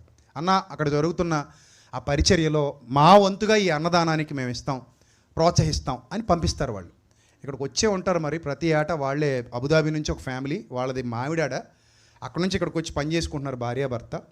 వాళ్ళ పిల్లల్ని ఇచ్చి పంపిస్తారు. వాళ్ళు వచ్చి బియ్యం బస్తాలు అక్కడ వేసి వెళ్తూ ఉంటారు. అలా చాలామంది ఉన్నారు పిల్లలు. అక్కడ ఉచితంగా భోజనం పెట్టి వాకింగ్ చెప్తాం. యేసుప్రభు ఎలాగైతే 5 రొట్టెలు 2 చిన్న చేపలు అందరికి పెట్టి వాకింగ్ చెప్పారో, అలా ఉచితంగా భోజనం పెట్టి వాకింగ్ చెప్తాం. అలాగే వాళ్ళకి అకామిడేషన్ ఇస్తాం. ఈ 5 రోజులు రాష్ట్రంలో, తెలుగు 2 రాష్ట్రాల్లో నుండి వేలాది మంది పిల్లలు వస్తున్నారు, వాక్యం నేర్చుకుంటున్నారు, బలపడుతున్నారు, వెళుతున్నారు. సో ఈ సంవత్సరం కూడా అలాంటి ఘనమైన కార్యక్రమం అక్కడ జరగబోతోంది కనుక మా అక్క చెల్లెమ్మలు అన్నదమ్ములు ఇక్కడ చాలామంది ఉన్నారు. అన్న, మీ వాక్యం విని మేము బలపరచబడ్డాం, మీ వాక్యం ద్వారా మేము ఎదిగాం, మేము మంచిగా సత్యాన్ని తెలుసుకున్నాం అనే వాళ్ళు ఎవరైనా ఒకవేళ ఉంటే, మీరేమైనా ఆ కార్యక్రమానికి సహకరించాలన్న మంచి మనసు మీకు వస్తే తప్పకుండా వచ్చి నన్ను కలవండి. మీ విలువైన సహకారం మీకు ఇష్టమైతే ఇవ్వండి, అందులో బలవంతం ఏమీ లేదు.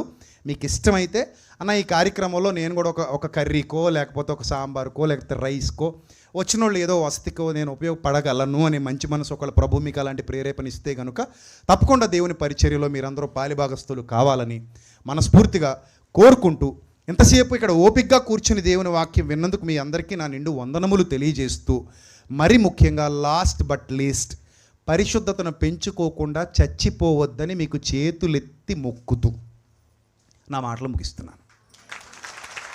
అర్థమైందా? దాదాపు 1:50 నిమిషాలు మాట్లాడాను. 1:50 నిమిషాలు మాట్లాడాను. ఈ 1:50 నిమిషాల ప్రసంగం మీరు విన్నా మీకు బోరు కొట్టలేదు కదా, టైం కూడా తెలియలేదు కదా. అది దేవుని శక్తి, నా గొప్పతనం కాదు. అర్థమైందా?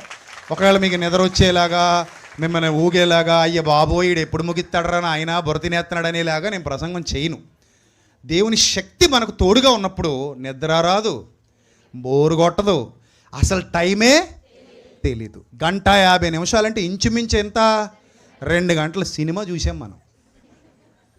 నిలబడ్డోడు కూడా అలా నిలబడి వాక్యం విన్నారు. నాకంటే కాళ్ళ నొప్పులు తెలియవు వాక్యం చెప్పేటప్పుడు, చెప్పిన తర్వాత వస్తాయండి. అంతా అయిపోయి ఇంటికి వెళ్ళిన తర్వాత మాత్రం మా ఆవిడ పాపం మసాజర్ పెడతా ఉంటుంది. ఇప్పుడు మా ఆవిడ కూడా లేదు, నేనే పెట్టుకోవాలి. సో ఆ మసాజర్ పెట్టి పాపం చాలా పరిచర్య చేస్తుంది, కాళ్ళు అలా నూనె రాసి మసాజర్ పెడుతుంది. ఎందుకంటే 2 గంటలు నిలబడితే రక్తం తోడుకుపోదా మరి? మీకు అర్థమవుతుందా బాధ ఎలా ఉంటుందో సేవకులది? అర్థమవుతుందా? కొంతమంది కింద నుండి అంటారు కూర్చొని చెప్పకూడదు అంటారు. అరే నాయన ఇంతసేపు నిలబడ్డ ఇబ్బంది కొందరు, అయినా సరే కూర్చొని చెప్పకూడదు. అప్పుడు నేను నాలాంటి వాడు ఏమన్నా తెలుసా, కూర్చుని వినకూడదు అన్నారు. ఏమన్నా ఇప్పుడు నేను కూర్చొని చెప్పకూడదు, నువ్వేం చేయకూడదు, అంతే సదా తీరిపోద్ది ఇద్దరికి. సో ఎందుకు అలా బాధ పెట్టడం అని, మేము బాధపడినా మీరేమవ్వకూడదు, బాధపడకూడదని చక్కగా మిమ్మల్ని కూర్చోబెట్టి వాక్యం నేర్పిస్తుంది. నాకు వెరికోస్ వెయిన్స్ వచ్చినాయి, ఈ మధ్య డిటెక్ట్ అయినాయి. అంటే మైనర్ ప్రాబ్లం అనమాట, మేజర్ కాదు. డాక్టర్ దగ్గరికి వెళ్తే ఆయన అన్నాడు, సార్ ఇప్పుడిప్పుడే స్టార్ట్ అయినాయి, ఎక్కువసేపు నిలబడకండి, నిలబడితే అవి ఎక్కువైపోతే మళ్ళీ ఇబ్బంది పడిపోవాలి, లేజర్ ట్రీట్మెంట్లు అవి చేయాలి, సో జాగ్రత్తగా ఉండండి అన్నాడు. ఎంత జాగ్రత్తగా ఉన్నా మన పనే ఇది. ఇప్పుడు ఇక్కడ కూర్చుంటానంటే మీరు ఒప్పుకుంటారా? మళ్ళీ గడ్డానికే 100 కారణాలు అడుగుతున్నప్పుడు కూర్చుంటే ఇంకొక 20 కారణాలు అడుగుతారు మీరు. ఎప్పుడూ నిలబడతాడు, ఈరోజు ఎందుకు కూర్చున్నాడండి అంటారు. మీకు అసలు వాక్యం కాదు కావాల్సింది, ఆడు ఎందుకు కూర్చున్నాడు, ఆడి గడ్డం ఎందుకు పెంచాడు, వాళ్ళ ముక్కుకు నత్తి ఎందుకు పెట్టుకున్నారు, ఇవన్నీ కావాలి మనకి కదా. అసలు వాక్యం మీద దృష్టి తక్కువ, అక్కలేని విషయాల మీద దృష్టి ఎక్కువ. సరే, ఏదేమైనా ఇంత చక్కగా మీరు విన్నారు కాబట్టి ఈ 2 గంటల ప్రసంగం మీలో ఒక స్ఫూర్తిని నింపితే నాకు అది 10,000, నాకు అదే చాలు. సో మీరు బలపడబడి రేపటి నుంచి మందు వాడండి. ఏం చేయండి? మందు సరిగా వాడండి. మందు అంటే ఆ మందు కాదు, ఈ మందు ఏనన్నా సరిగా వాడండి. సరిగా వాడి రోజు మందు మింగడం వల్ల మీరు ఆత్మీయంగా ఏమవుతారు? బలపరచబడతారు. ప్రతిరోజు మన ప్రసంగాలు వస్తూనే ఉంటాయి. ఆడియో ప్రసంగాలు కూడా చాలామంది అక్క చెల్లెములు ఉన్నారు ఇక్కడ, నా బంధువులు, నా కుటుంబ సభ్యులు, యేసుక్రీస్తు రక్తంలో నాలా కడగబడిన వాళ్ళు, నా వాక్యం విని బాప్తిజం పొంది ఇక్కడికి వచ్చిన వాళ్ళు కూడా చాలామంది ఉన్నారు. అక్కడ బాప్తిజం తీసుకుని ఇప్పుడు ఇక్కడికి వచ్చేసిన వాళ్ళు చాలామంది ఉన్నారు. మా సంఘపేటలో కూడా ఉన్నారు, అబుదాబీలో పనిచేస్తున్న వాళ్ళలో, దుబాయ్లో పనిచేస్తున్న వాళ్ళలో, కువైట్లో పనిచేస్తున్న వాళ్ళలో, నా చేతులతో బాప్తిజాలు పొందిన వాళ్ళు కూడా ఉన్నారు ఇక్కడ. సో వాళ్ళందరికీ ఒకటే చెప్తున్నాను, అక్కడ ప్రతిరోజు మీకు లైవ్ వస్తుంది. మీలో ఏ ఒక్కరూ భక్తిహీనత అనే రక్తహీనతతో బాధపడకూడదు. మన భక్తే మనకి రక్తం. ఏంటది?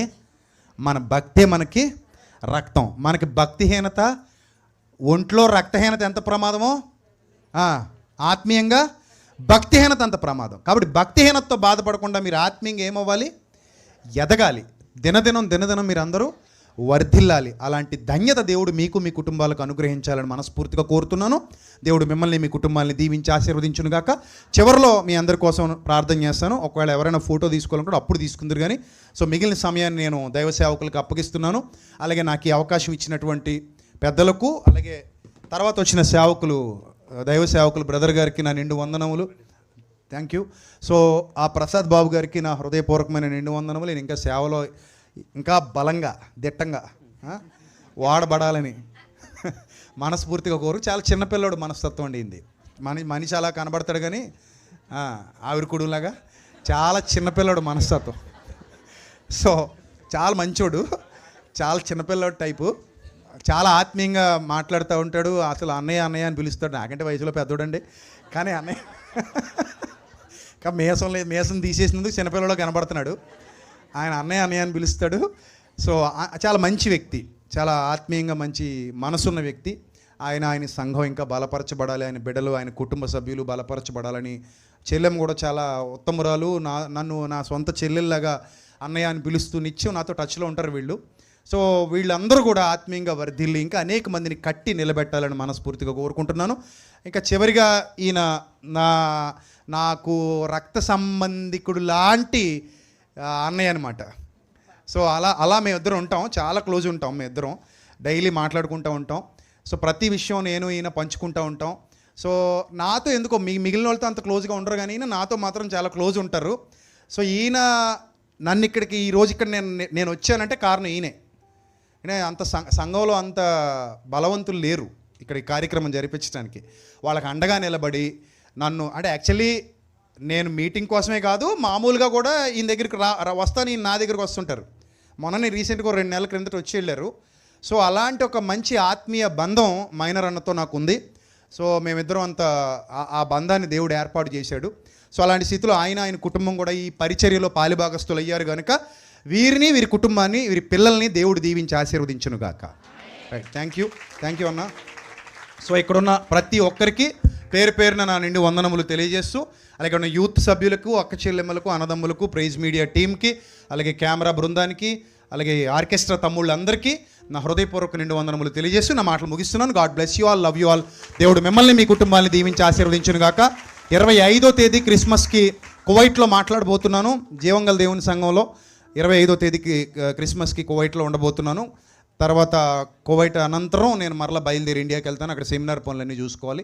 సో కాబట్టి నా కోసం, అక్కడ జరుగుతున్న పరిచర్య కోసం, జరగబోయే కార్యక్రమం కోసం, అలాగే రాజమండ్రిలో చేపడుతున్న మందిర నిర్మాణం కోసం, బైబిల్ కాలేజ్ నిర్మాణం కోసం మీ అందరూ కూడా ప్రార్థించాలని మనస్ఫూర్తిగా కోరుకుంటూ మీ అందరికీ నా నిండు వందనములు తెలియజేస్తూ ముగిస్తున్నాను. God bless you all. దేవుడు మిమ్మల్ని, మీ కుటుంబాల్ని బహుగా దీవించి ఆశీర్వదించును గాక. Amen. Thank you. God bless you. Love you all. Thank you.